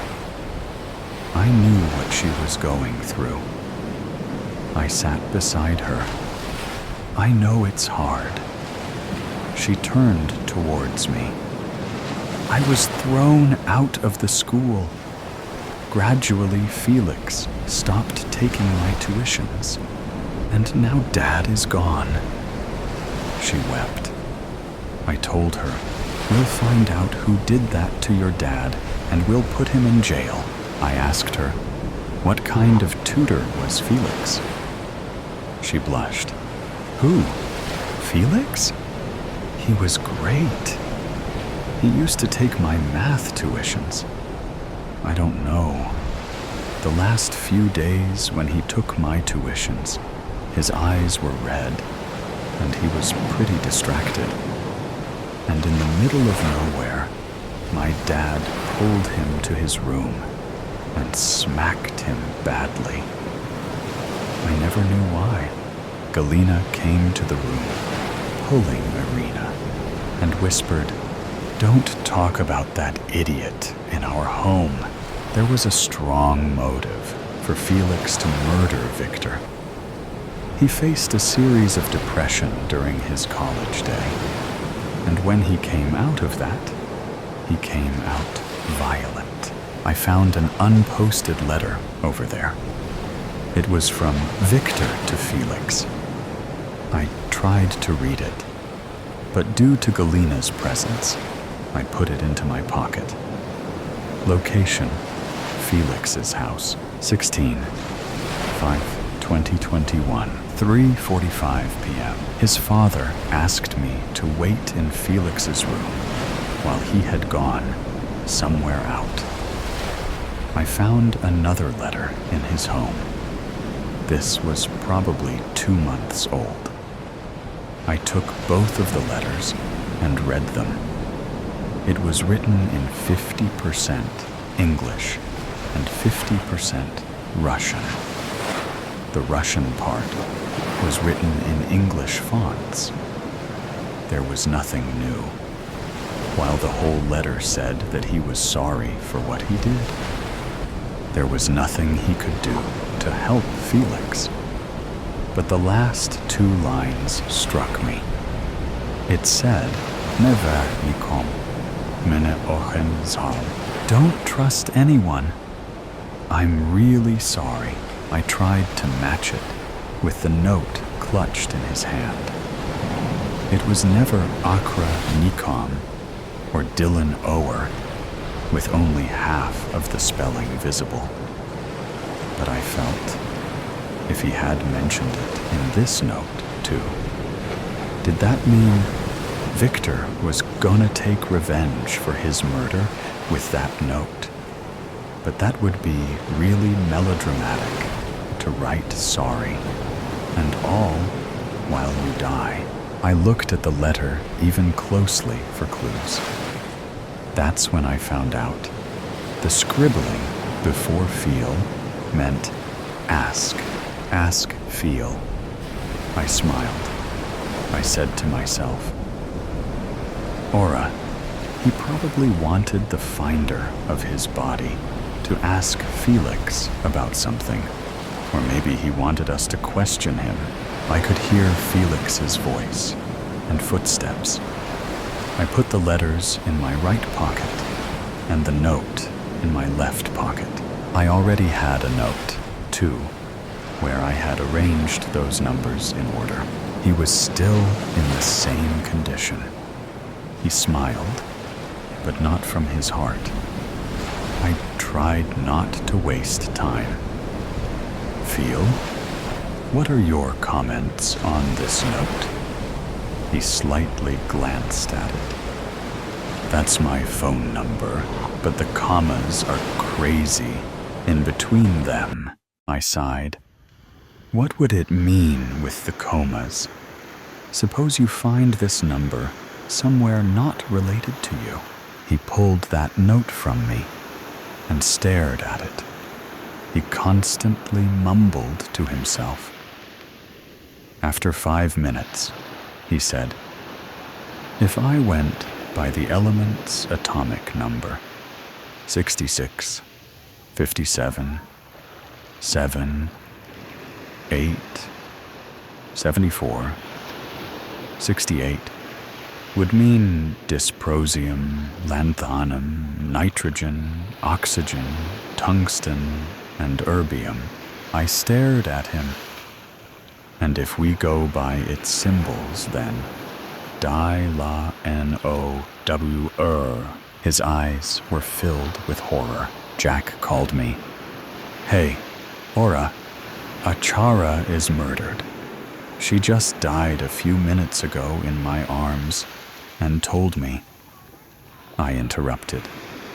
I know the rest. Just come to Felix's house and give him protection. I'll catch him. We'll find out the why after that.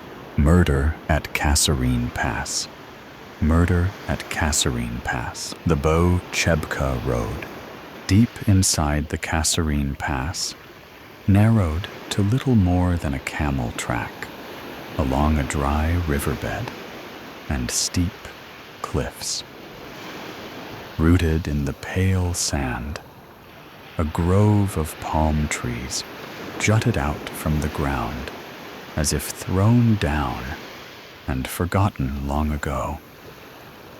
The remnants of the U.S. 26th Regimental Combat Team used the shade of the palm trees to dig their foxholes.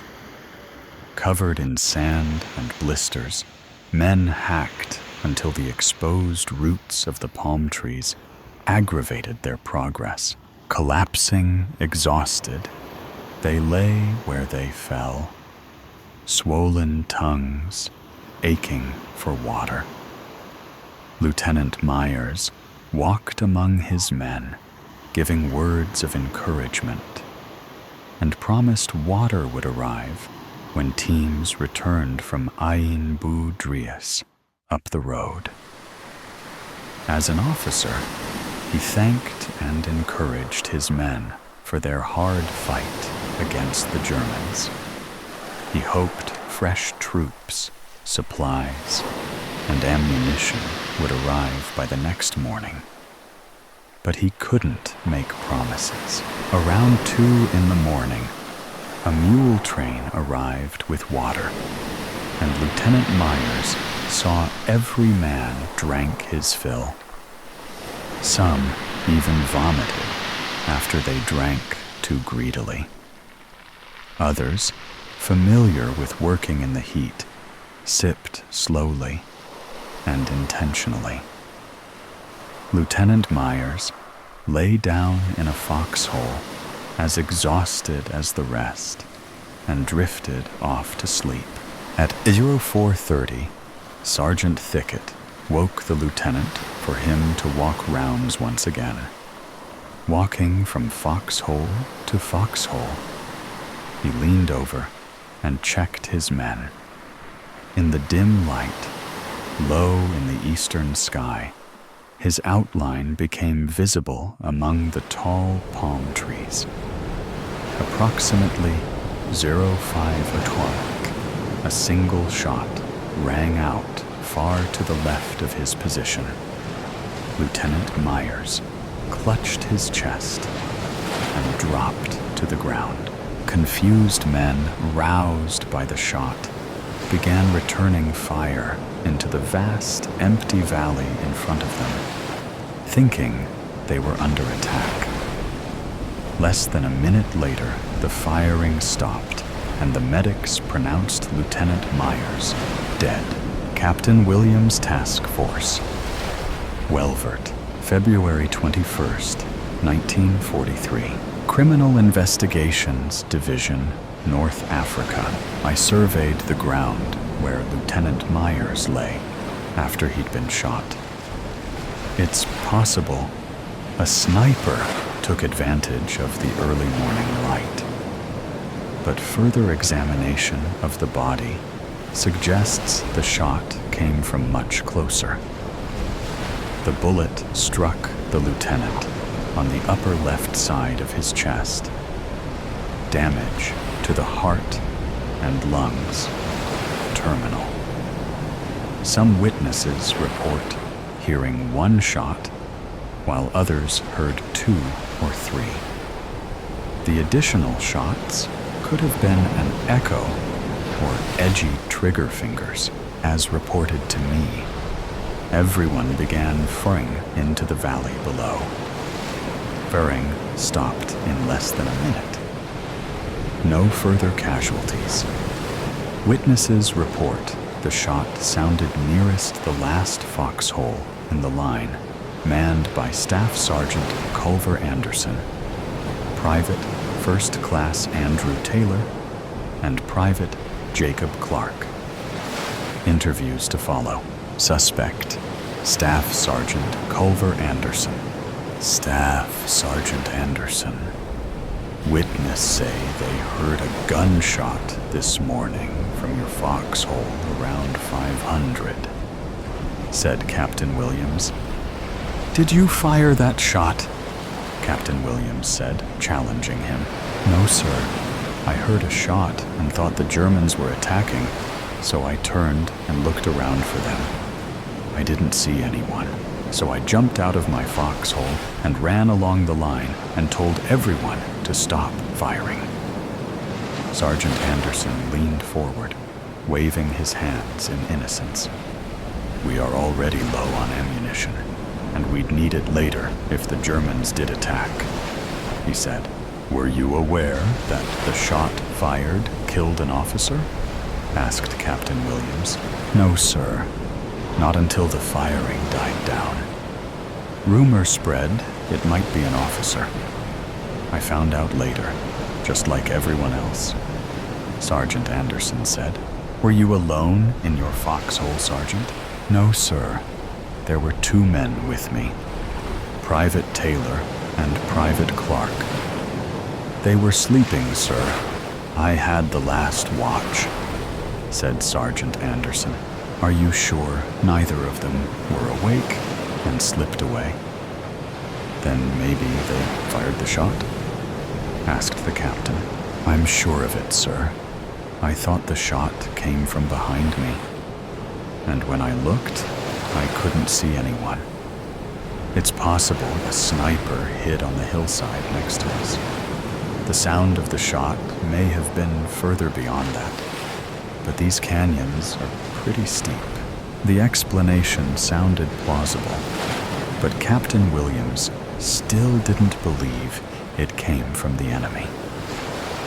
Captain Williams pivoted one last time and pointed a finger at Sergeant Anderson.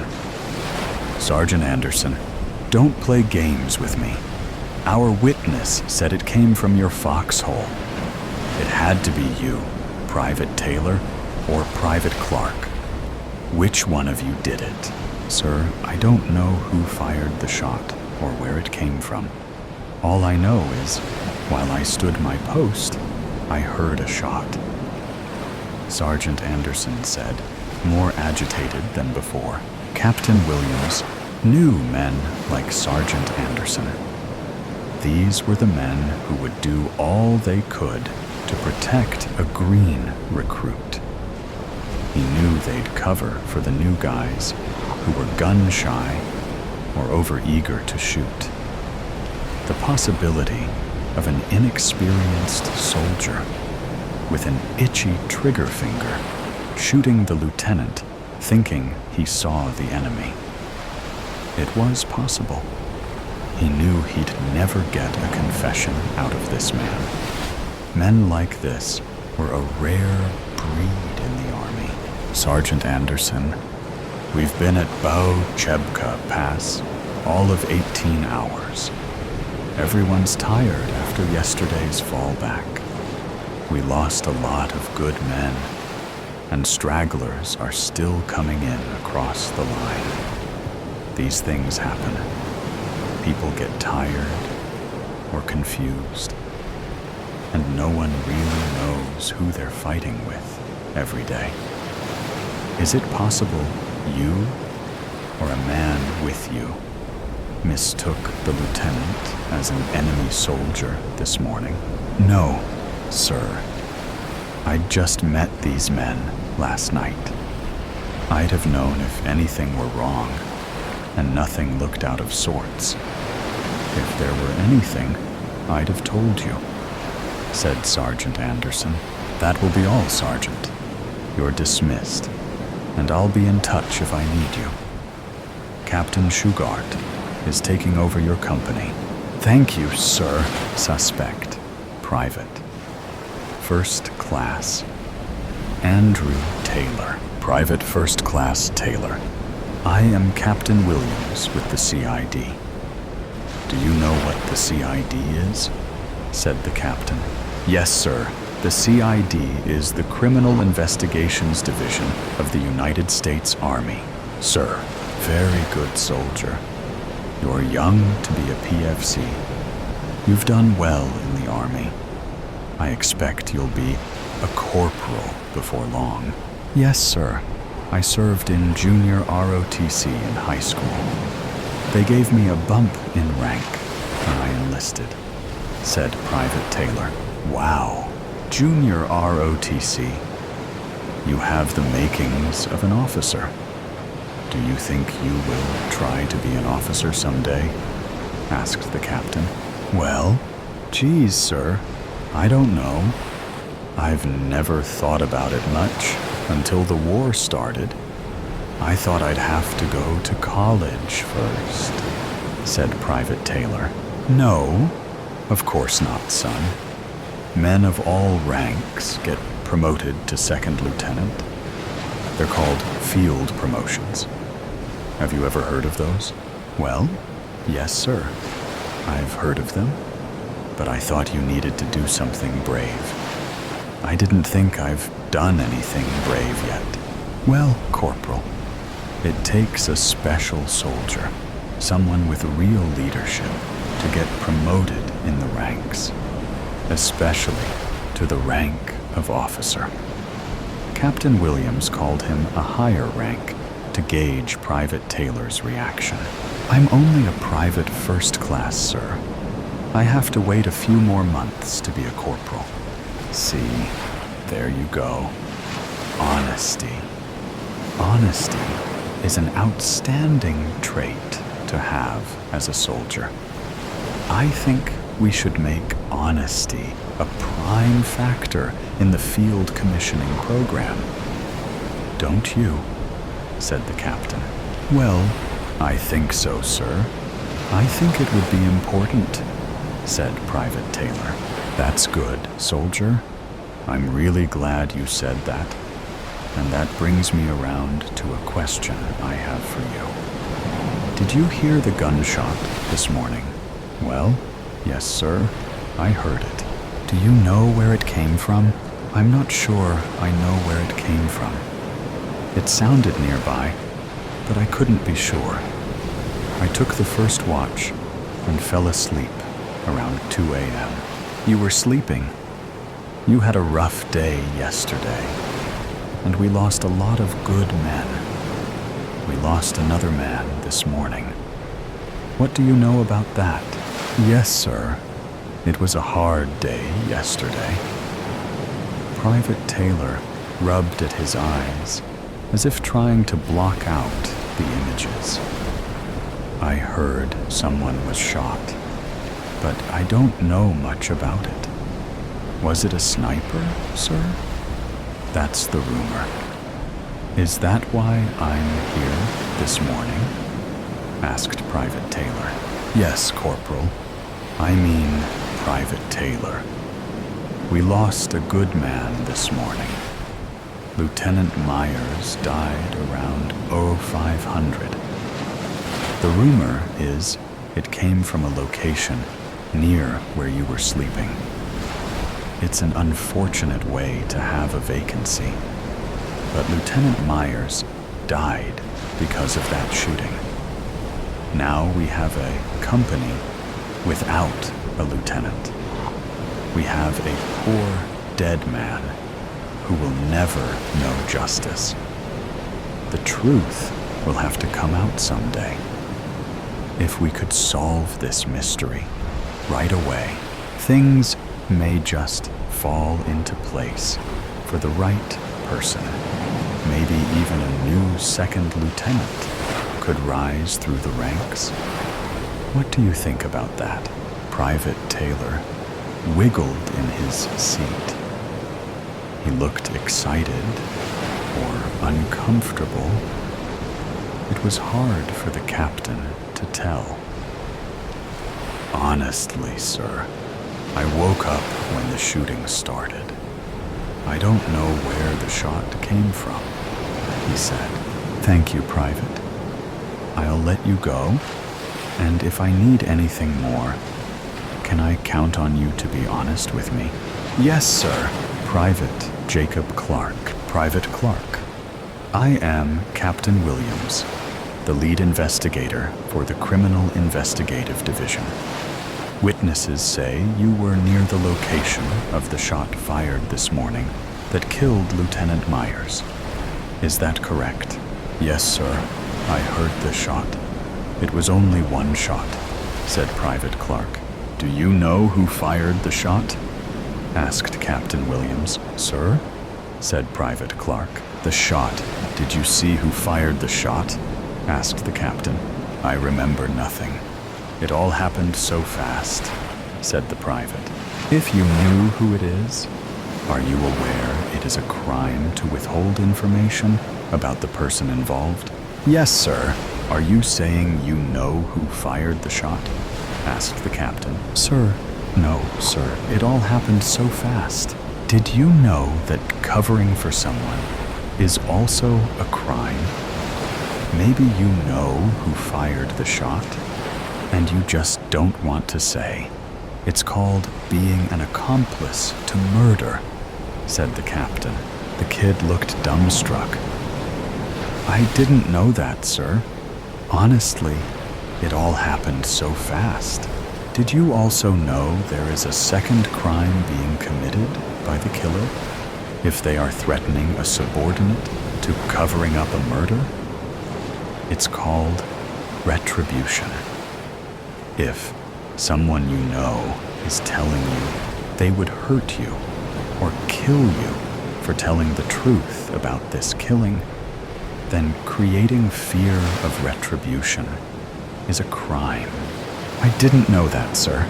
Yes, Private Clark.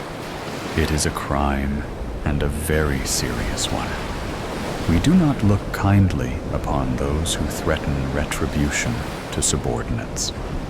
If you know anything, you are free to tell me. I will make sure you are safe from the one threatening you, and I'll have them removed immediately. Is there anything you'd like to tell me, soldier? I'm sorry, sir. I don't know what you mean. I was in my foxhole this morning when I heard this rifle shot, and I jumped. I don't remember anything after that. Then everyone started shooting, said Private Clark. The young man looked sullen and weak. He slouched in the chair, staring into the distance, 100 miles away. Pacing back and forth across the tent, Captain Williams looked into the private eyes. He'd seen this before, after a fight. Unfortunately, the captain felt each man knew something he did or didn't want to say. Confessions didn't come easy. Captain Williams thought about a case 6 weeks ago where a junior enlisted and a captain fought behind a bar in Morocco. The enlisted man should have been court-martialed and the officer reprimanded. Turns out the two men knew each other from high school, and they fought over a girl they both knew. Neither confessed to starting the fight, and no witnesses came forward. The answer stared him in the face, but the guys covered for each other. Captain Williams believed the same thing might happen here. He released the private and stood at the tent flap, trying to piece together everything he knew. The men on the line were all lying to him. That much he knew. Kasserine Pass, February 19th, 1943, as Rommel's 10th Panzer Division plowed through the defenses, covering the Kasserine Pass. The 26th Armored Brigade and the 26th Combat Team dug in along the canyons, running west towards Thala, Tunisia. The Americans put up stiff resistance, then withdrew. Hours of gunfire and hundreds of dead and dying littered the sand in their brutal retreat. Around 3,300 Americans were killed or wounded, and over 3,000 were taken prisoner. On the southern flank, Lieutenant Myers and the men of the 26th Combat Team held on as long as they could. "Lieutenant Myers, we need to get those men out of those holes and behind the tanks," yelled Sergeant Anderson. "Sergeant Anderson, you will leave those men where they are. They are the only thing between Rommel and Algeria. Do you understand?" "But sir, they are getting massacred out there. I just saw 3 men get run over in those shallow holes. They have to pull back." "Sergeant Anderson, I will not tell you again. See to your men, that is an order." As Sergeant Anderson left the lieutenant, his anger fumed. He ran towards his line and did what he could to check on his men. Those men left, held out as long as they could, as the Germans moved closer and closer. He knew they couldn't hold the line. Meanwhile, Lieutenant Myers carried armfuls of ammunition to his men until he ran out. His radio man died early in the fight, and the 2 men who followed already wounded. Grabbing the radio, he jumped into a crater and found a soldier lying on the ground. 2 men lay beside him, already dead, as this one stared into the sky. "Soldier, return fire," said Lieutenant Myers. "I can't, sir." The words came out in a hopeless tone. "I'm out of ammunition. We all are. That's how they died. They just ran out, then they got shot." The exhaustion was clear. The battle raged on, and everyone fought on as best they could. "Lieutenant, what do we do?" he said pleadingly. "Private, what is your name?" he asked. "Private Clark, sir." "Private Clark, you are now my radio man. Get this thing working and listen for orders. Do you understand, Private?" he said. "Yes, sir." He struggled to talk from lack of water. He moved slowly, but he made it to the young lieutenant's side and grabbed the radio. No sooner than he'd picked up the handle, and he heard the words. I say again, pull back, pull back. Lieutenant, they ordered us to pull back. The words came out in a half-shout. Without hesitation, Lieutenant Myers gave the signal for everyone to pull back. The Germans held nothing back that day. They took Kasserine Pass, and they intended to keep it. By nightfall, every man, not killed or wounded, pulled back to Buchebka Pass. The Germans came from the east, and Sergeant Anderson guided his men out of the fight. Lieutenant Myers directed them south and along the cliff walls. By midnight, they were digging in and waiting for reinforcements. Private, get over here and start digging. 2 men per foxhole, all along this line. The rest of you follow with me, said Sergeant Anderson. Sarge, when do you think we'll get some water? Asked a soldier. I'm working on it. Even if I have to take the lieutenant's canteen myself. All along the line, the remaining 110 men dug in and waited for anything that looked like help. Tank and truck noises echoed through the canyon. Everyone felt on edge. Sarge, what do you think happened today? Asked Private Taylor. We suffered a loss today, kid. His expression mild and disappointed. We suffered a big loss today. Sergeant Anderson kept watch as Private Taylor and Private Clark dug the foxhole. Private Clark fell silent and moved at half the speed of Private Taylor.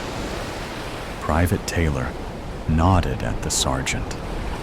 They both looked at the young man, struggling to keep sand from falling back into the hole. A look of concern and understanding crossed the sergeant's face. Taking the shovel from Private Clark, he began digging and let the man rest. He finished the hole and told the others to get some sleep. Each man took a 2-hour watch, leaving Private Clark last. Midway through, around 500, a shot rang out. Private, what did you just do? Asked Sergeant Anderson. He wouldn't let us leave. We were there all day. He had to die. The rest of the men opened fire. Then the shooting died down. We can't go back. We can't. Tears left dusty tracks down his face. The poor boy cried. What do we do, Sarge? Asked Private Taylor. We keep our mouths shut. That's what we do. I'll send him back to the aid station when they get here. He's done. The author created the thoughts and characters. This is a story of fiction. The events related to World War II have some factual information, but most details are from the author's imagination. Banana robbers! They were laughing as they took the last of the money from the friendly banana bank. They knew that after this day, that they would be the richest bananas of the banana world. They had to make a quick escape, though. The alarms were ringing in their ears. The banana cops were on their way. They could just hear the cops as they ran. Be Banana and Go Banana made a great team. They were the best bananas at robbing. They knew that after they robbed, they would have to split the money and have to pretend that they were innocent. They were also great actors. They knew to be part of the banana stampede after they robbed, so they could pretend like they were there the whole time. The banana stampede took place every day at the banana park. It was the best place to hide after doing something wrong. Everyone at the banana stampede knew how it felt to do something wrong. They were all banana criminals at one point. They all got the wrath of the sacred rule breaking punishment. They all stopped committing crimes after that. Once they reached the banana stampede, they were very hangry, so they killed a fellow banana and ate him. They hid the remains of the fellow banana. They knew that if they got caught, then they would be in huge trouble. They heard the banana cops coming. The cops started asking around if they saw anyone who came from the direction of the friendly banana bank. One of the bananas started crying.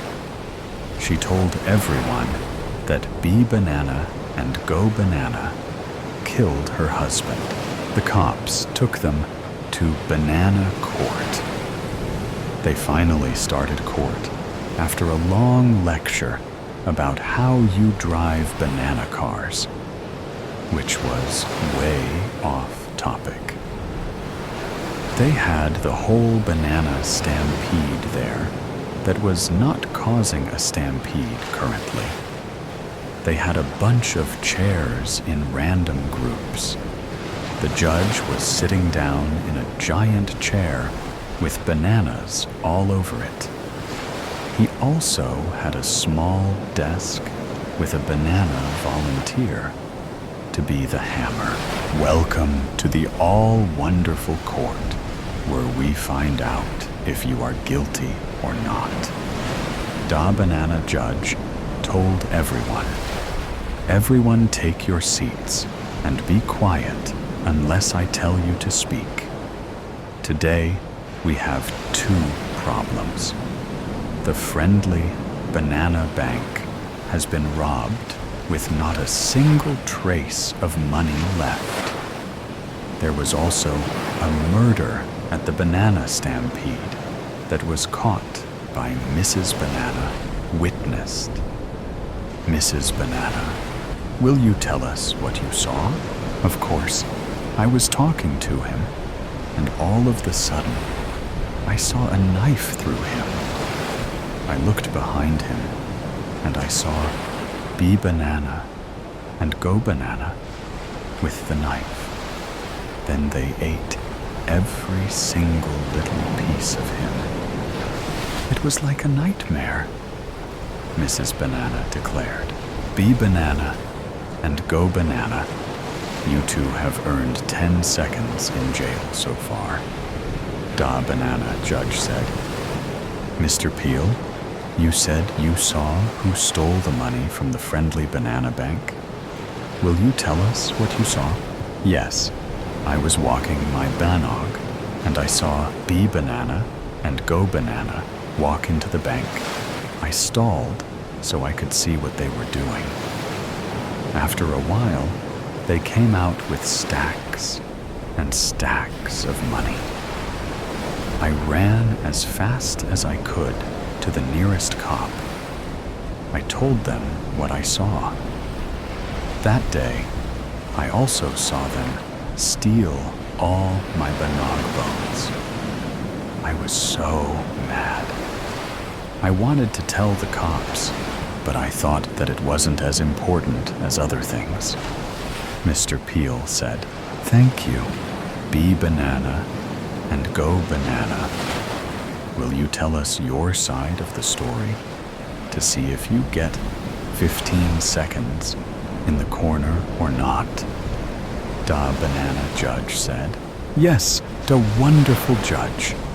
We were at the banana restaurant, and then when we were done, we saw Mr. Peel steal the money. We saw him run to his house and then tell the cops lies. When we went down to the banana stampede and saw Mrs. Banana murder her own husband. Go, Banana said. By this point, the room was filled with murmurs. Everyone was standing, and they were scared to know who was the actual imposter. The volunteer Banana hit his loudly and hard, purposely. The room filled with silence. Thank you. I cannot tell who is guilty or not. So you four get to go to jail for 20 seconds. Da Banana Judge said, be bananas. Go bananas. Mrs. Bananas and Mr. Peel's faces were filled with shock. The banana cops pushed them into a jail. 20 seconds later, they were free to go out. Be Banana and Go Banana knew that that was an awful punishment and that they would never commit a crime again. But one thing bothered them. They wanted to know the punishments. They knew that they shouldn't commit another crime to do it, but catch someone committing a crime. One day, they reported someone stealing someone's jewelry. It was Mr. Chop, who was a retired server. Once they got to court, there was another lecture about how it is so easy to turn sides, and another lecture after that about what kind of bananas make videos. Finally, court started, and they found out that Mr. Chop was actually just helping a friend return jewelry. No one was put in jail, but on the way out, while DA Judge was having a conversation with other people, Be Banana and Go Banana stole the sacred rule book. They almost got caught, and they decided to take a drive. They didn't take just any drive. They took the longest drive ever in the banana history.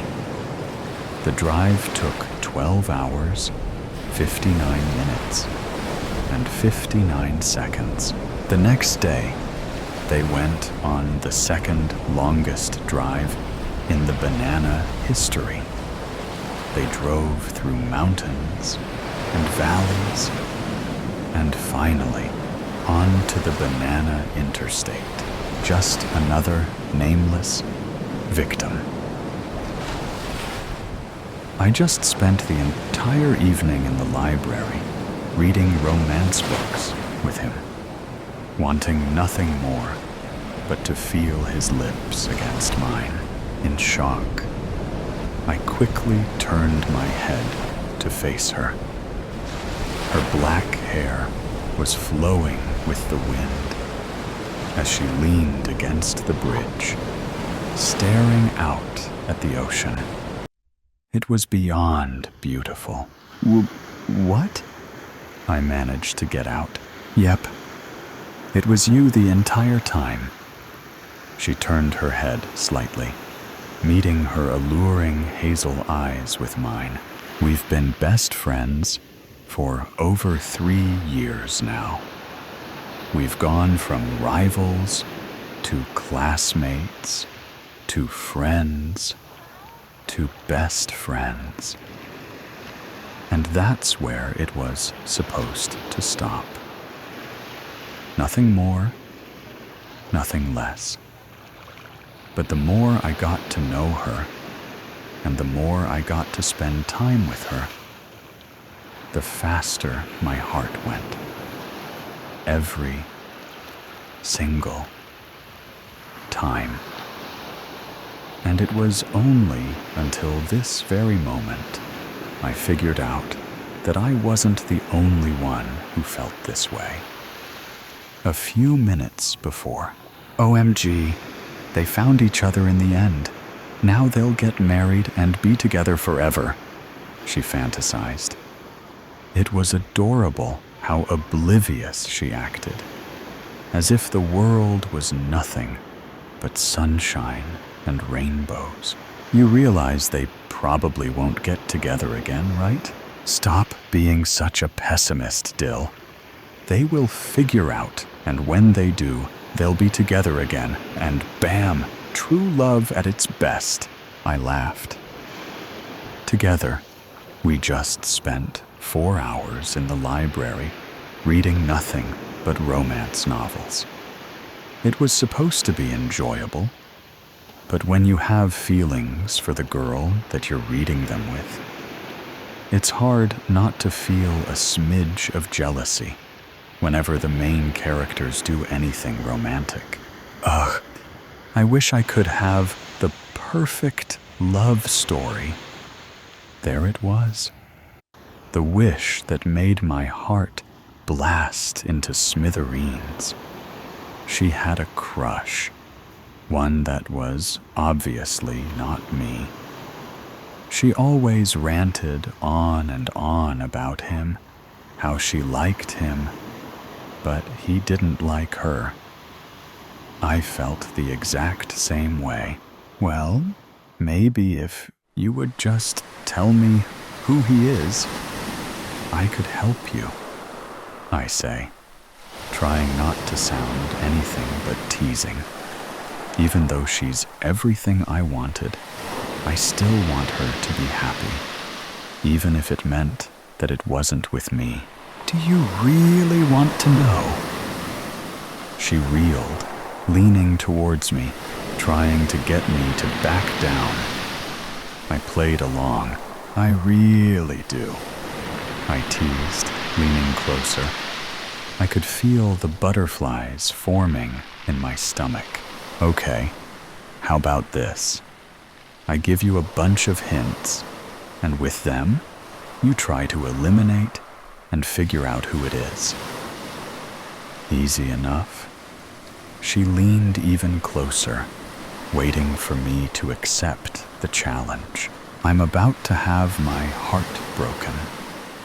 I know it, but I still end up learning closer to the point where our faces are only a few inches apart as I whisper, "Game on." He has brown, messy hair, and his name starts with the letter D. 10 minutes passed. We decided to walk home while playing our game. Over 50 possibilities eliminated. Only 3 left. That leaves Darren, Dwayne, and Dawson, I observed. So close. All right. Here are your final 3 hints. He's a bookworm with amazing grades. He's one of my friends. And he has an interesting past. I process the pieces of information, making 3 crosses, each through someone's name. Wait, everyone's eliminated then. There's no one left. Confusion rises as I go through the hints and the names, seeing if I made a mistake. Nope, there should be one, she softly says. At this point in time, we were already halfway home, stopping right in the middle of a bridge, surrounded by cherry blossom trees. I stop to think as she leans across the railing, facing the ocean. That's impossible, I comment, going through the names for the second time, still lost. Want another hint? Present, I thought. It was me? I'm in utter shock. Has it really been me the entire time? Yeah, She pauses. Suddenly, she spins around, facing me, eyes glassy. It takes a minute to realize she's crying. Hey, what's with the tears? I carefully ask as I slowly reach my hand to touch her soft, warm cheeks. I caress her face, stroking my thumb across her cheek, wiping away her tears. She doesn't respond. She just dips her head so I don't see. I carefully pull her head back up, trying to word what I want to say carefully. Hey, look at me. Slowly, her eyelids open, and her eyes, once again, find mine. I smile, knowing exactly what I want to say. You know, I've liked you since the moment I saw you. I just was too scared to admit it. Scared that you would reject me. Scared that you wouldn't want to be friends anymore. Scared for our relationship. Yet you still pulled up the courage to tell me, even if it might have brought upon rejection or humiliation. You always were the brave one. That got her smiling. Really? She asks, her smile getting bigger and bigger as I nod. Really? Our faces are only 3 inches apart. I look at her once more. She nods. I have the go. Slowly, I close the gap. Time seemed to stop. The only hint that it didn't was the wind blowing cherry blossoms all around us. My heart pounded louder and louder, feeling as if it was going to burst out of my chest. Every time she leaned in, I pressed harder, not wanting to let go. Her lips felt warm and soft, the only sensation I was able to process. The only hint that this was all real was the emptiness felt when she would slowly lean back for air. But once she came back, it felt like a dream once again. Slowly, I brought my hand to her hair and the other to her face as she rested her hands against my chest. Her hair was soft and smelled like coconuts. Slowly, I brought the hand on her face back to my side and to her chest. Softly, I pushed, applying a small bit of pressure. She leaned back and gasped. I'd finally done it. What? She uttered in confusion. She looked down, and the realization downed her. Why? Tears started spilling as she slowly started falling back. I caught her delicate body in one hand, smirking. I'd give it another minute before you're gone. Any last words? My parents are serial killers. Together, they've had over 100 victims. Once they lay their eyes on someone, it's impossible to escape. I was no different. Forced to kill as a child, tortured till I obeyed, became a force of habit as a teenager. I thought you cared. Why? She gasped. You thought you were something special, didn't you? Well, let's make sure we get this right this time. I leaned in closer, enjoying the moment. You are just like the rest of them. I spent 3 years grooming this very moment. 3 years trying to get you to develop feelings for me, only so I could kill you in the most enjoyable way possible. I take a slow, deep breath in, a sense of happiness and satisfaction taking over me. This girl has been the hardest target so far, but I've done it. I drove the knife into her. She gasped, trying her best to stay alive, but it was of no use. The knife was deep enough into her heart to only last her a minute, tops. I gently lay her down and pull the knife out. She softly screams in pain. I get up, take one last look at my best work, smile, and walk away, spinning the knife, covered with blood in my hand. Did you ever love me, Dill?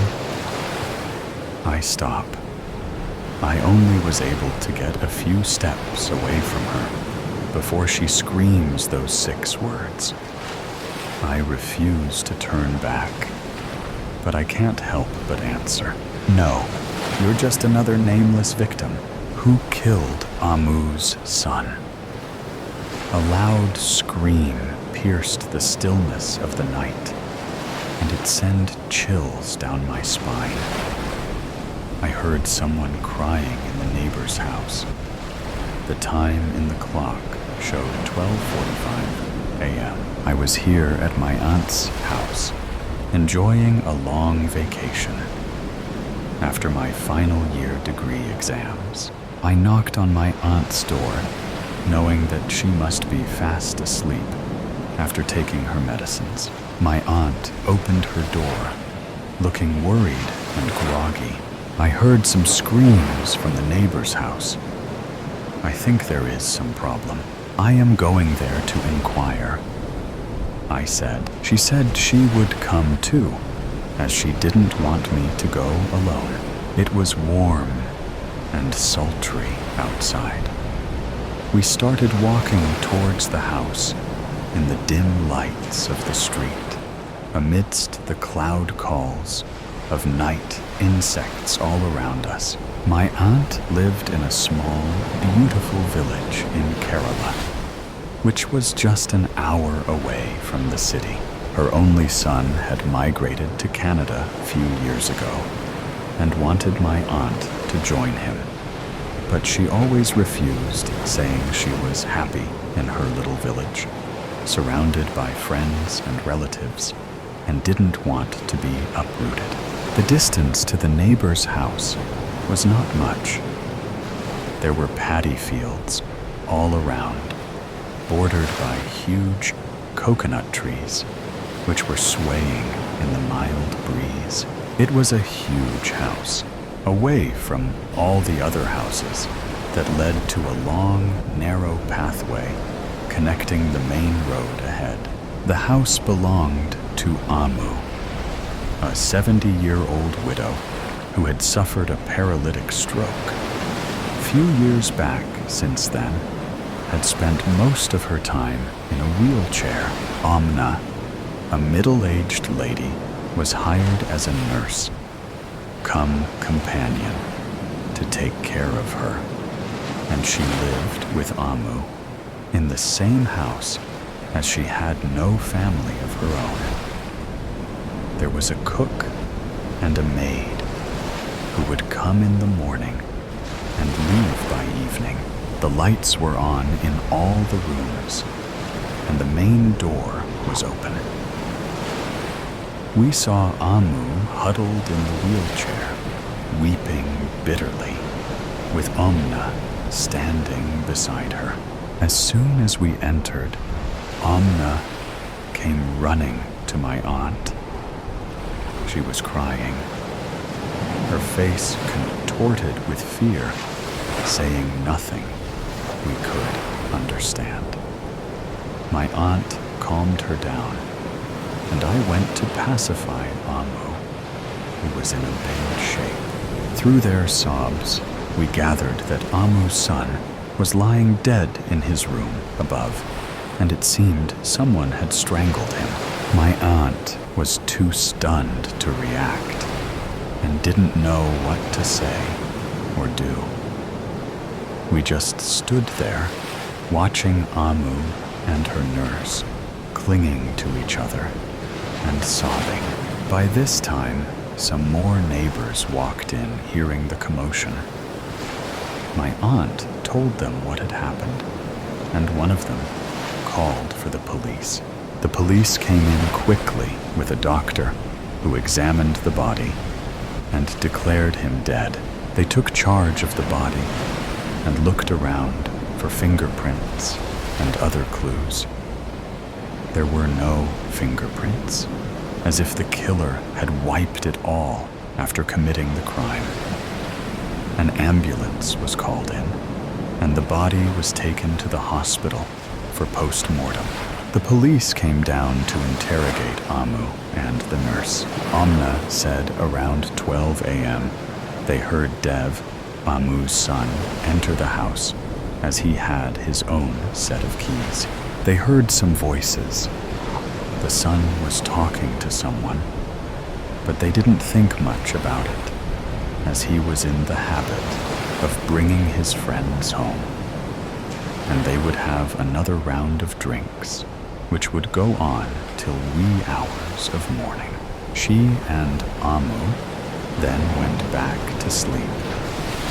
Amna always slept in Amu's room, in case she needed some assistance during the night. After a while, they woke up to a loud thud and heard footsteps running down the stairs. By the time Amna came out, the intruder was long gone. She found the main door was wide open. Sensing trouble, she called out to Amu's son, but he didn't reply, and so she went up to check on him.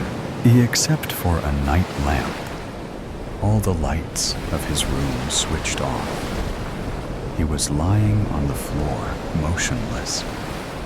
She went near him and saw some ligature marks on his neck. Being a nurse, she recognized those marks. She checked his pulse and found none. She ran down screaming. Amu was devastated to hear the news and had been sobbing since then. The police turned to her to record her statement, but she was in no state to say anything. They said they would come again to interrogate Amu. They sealed the room and warned that no one should enter the scene of crime. It's going to be a long night, so you can go home and sleep. My aunt said. I told her I'm fine, as I wanted to be with her. We stayed with Amu the whole night. She was sobbing and calling out to her only child.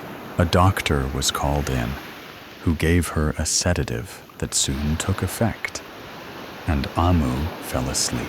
It was nearly 5 a.m. when we returned home, and none of us could sleep anymore. My aunt made us coffee, and we sat at the long wooden table in the kitchen, discussing the turn of events. She looked perturbed.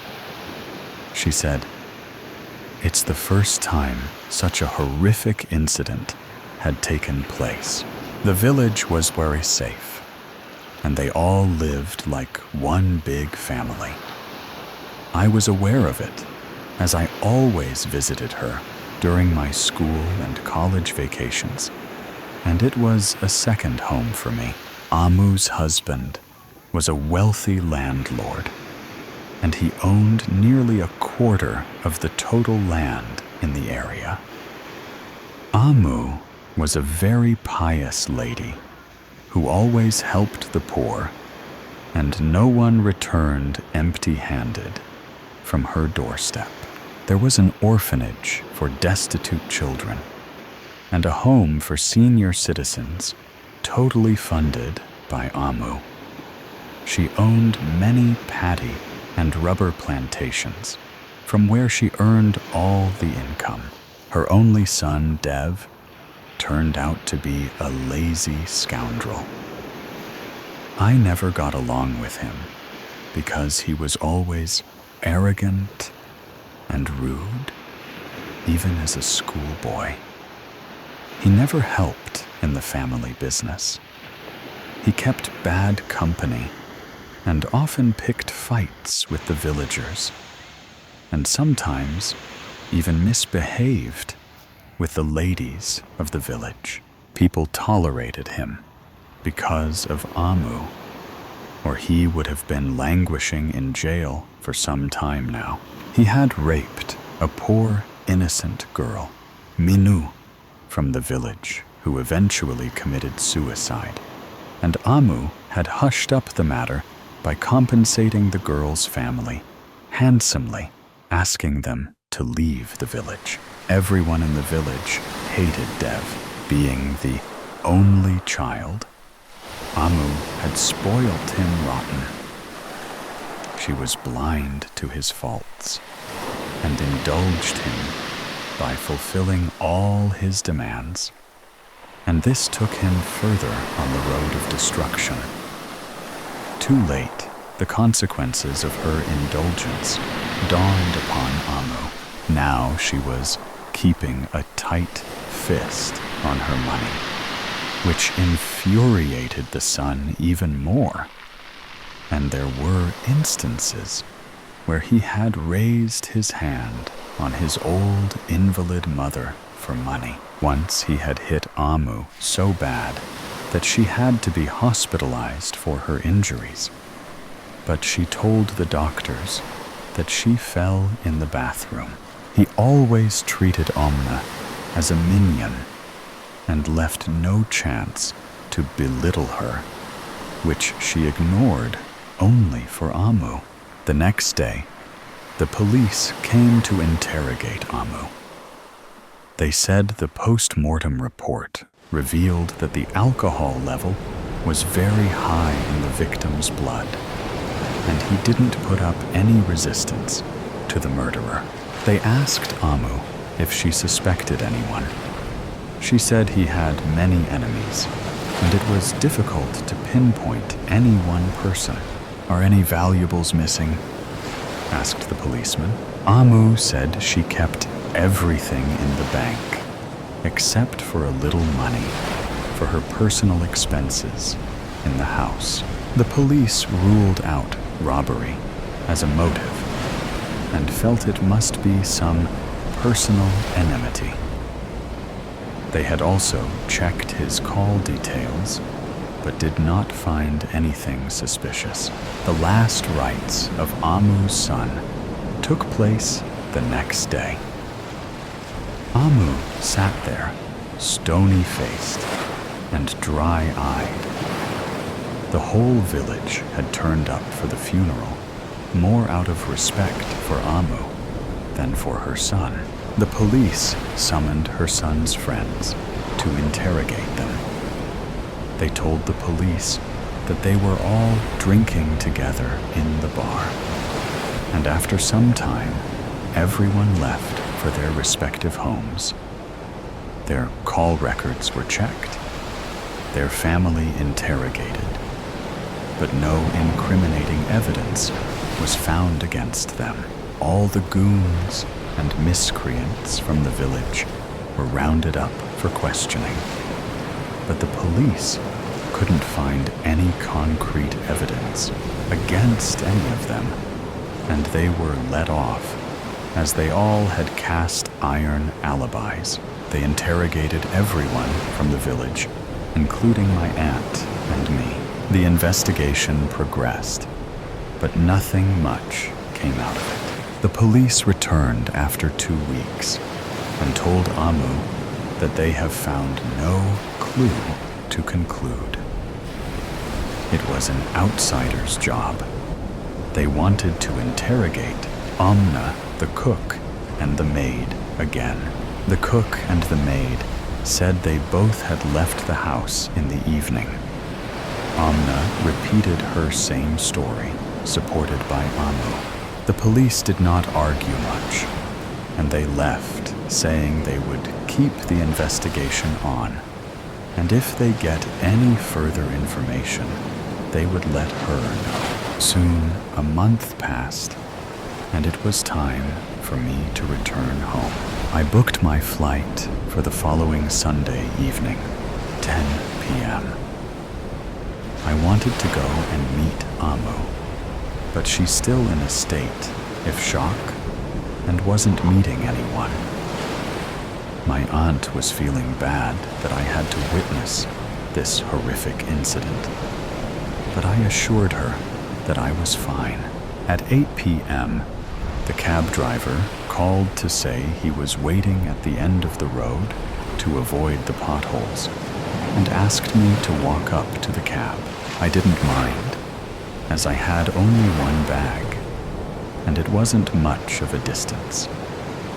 I bid my aunt goodbye, promising to visit her soon, and started walking down the road.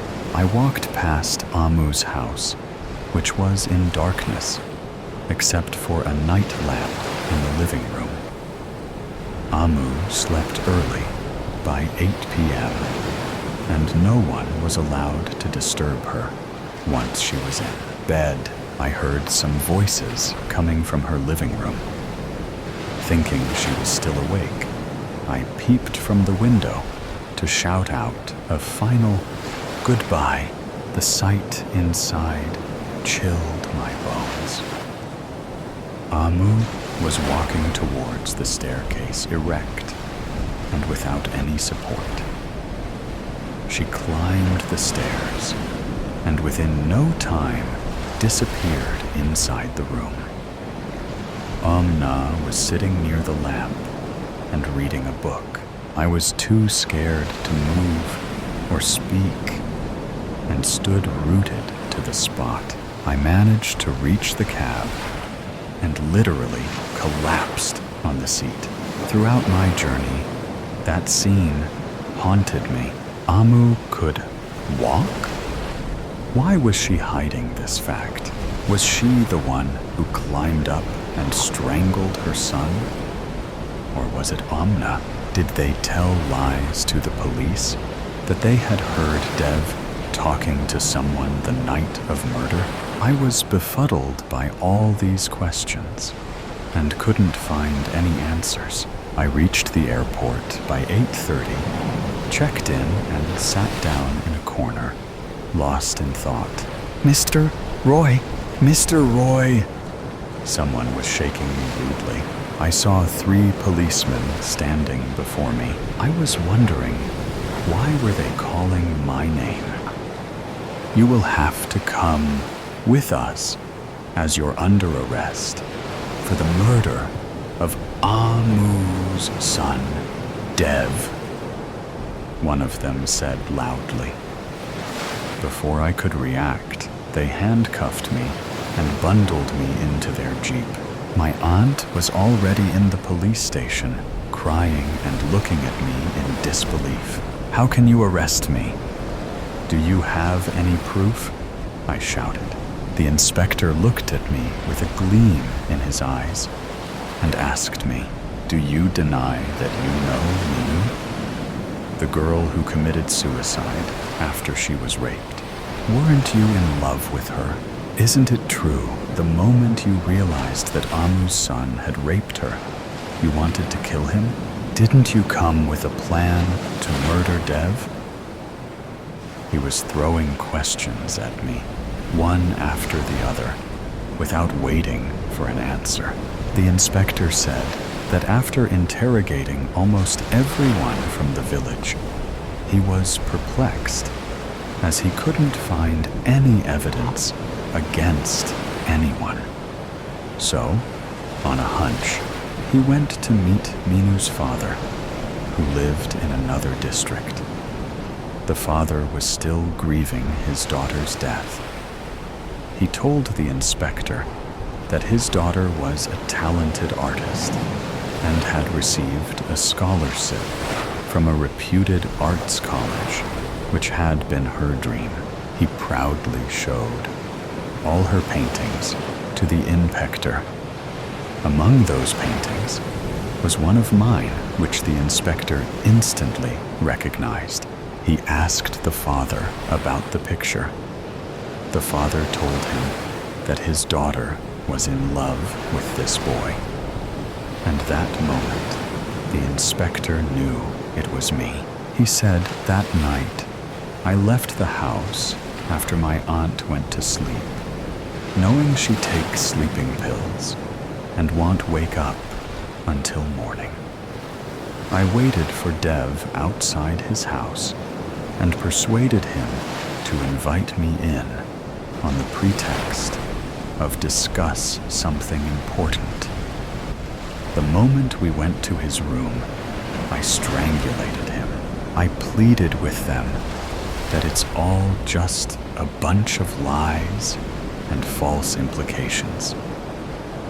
I can never murder anyone, but everything I said was falling in deaf ears. I wanted to tell them about Amu's secret, but no one would believe me. My mind was numb. I was trying to recollect the events of that night before I heard the piercing scream, but everything was blank. I couldn't remember anything. Was it possible that I had murdered Dev? I felt an icy grip squeezing my heart.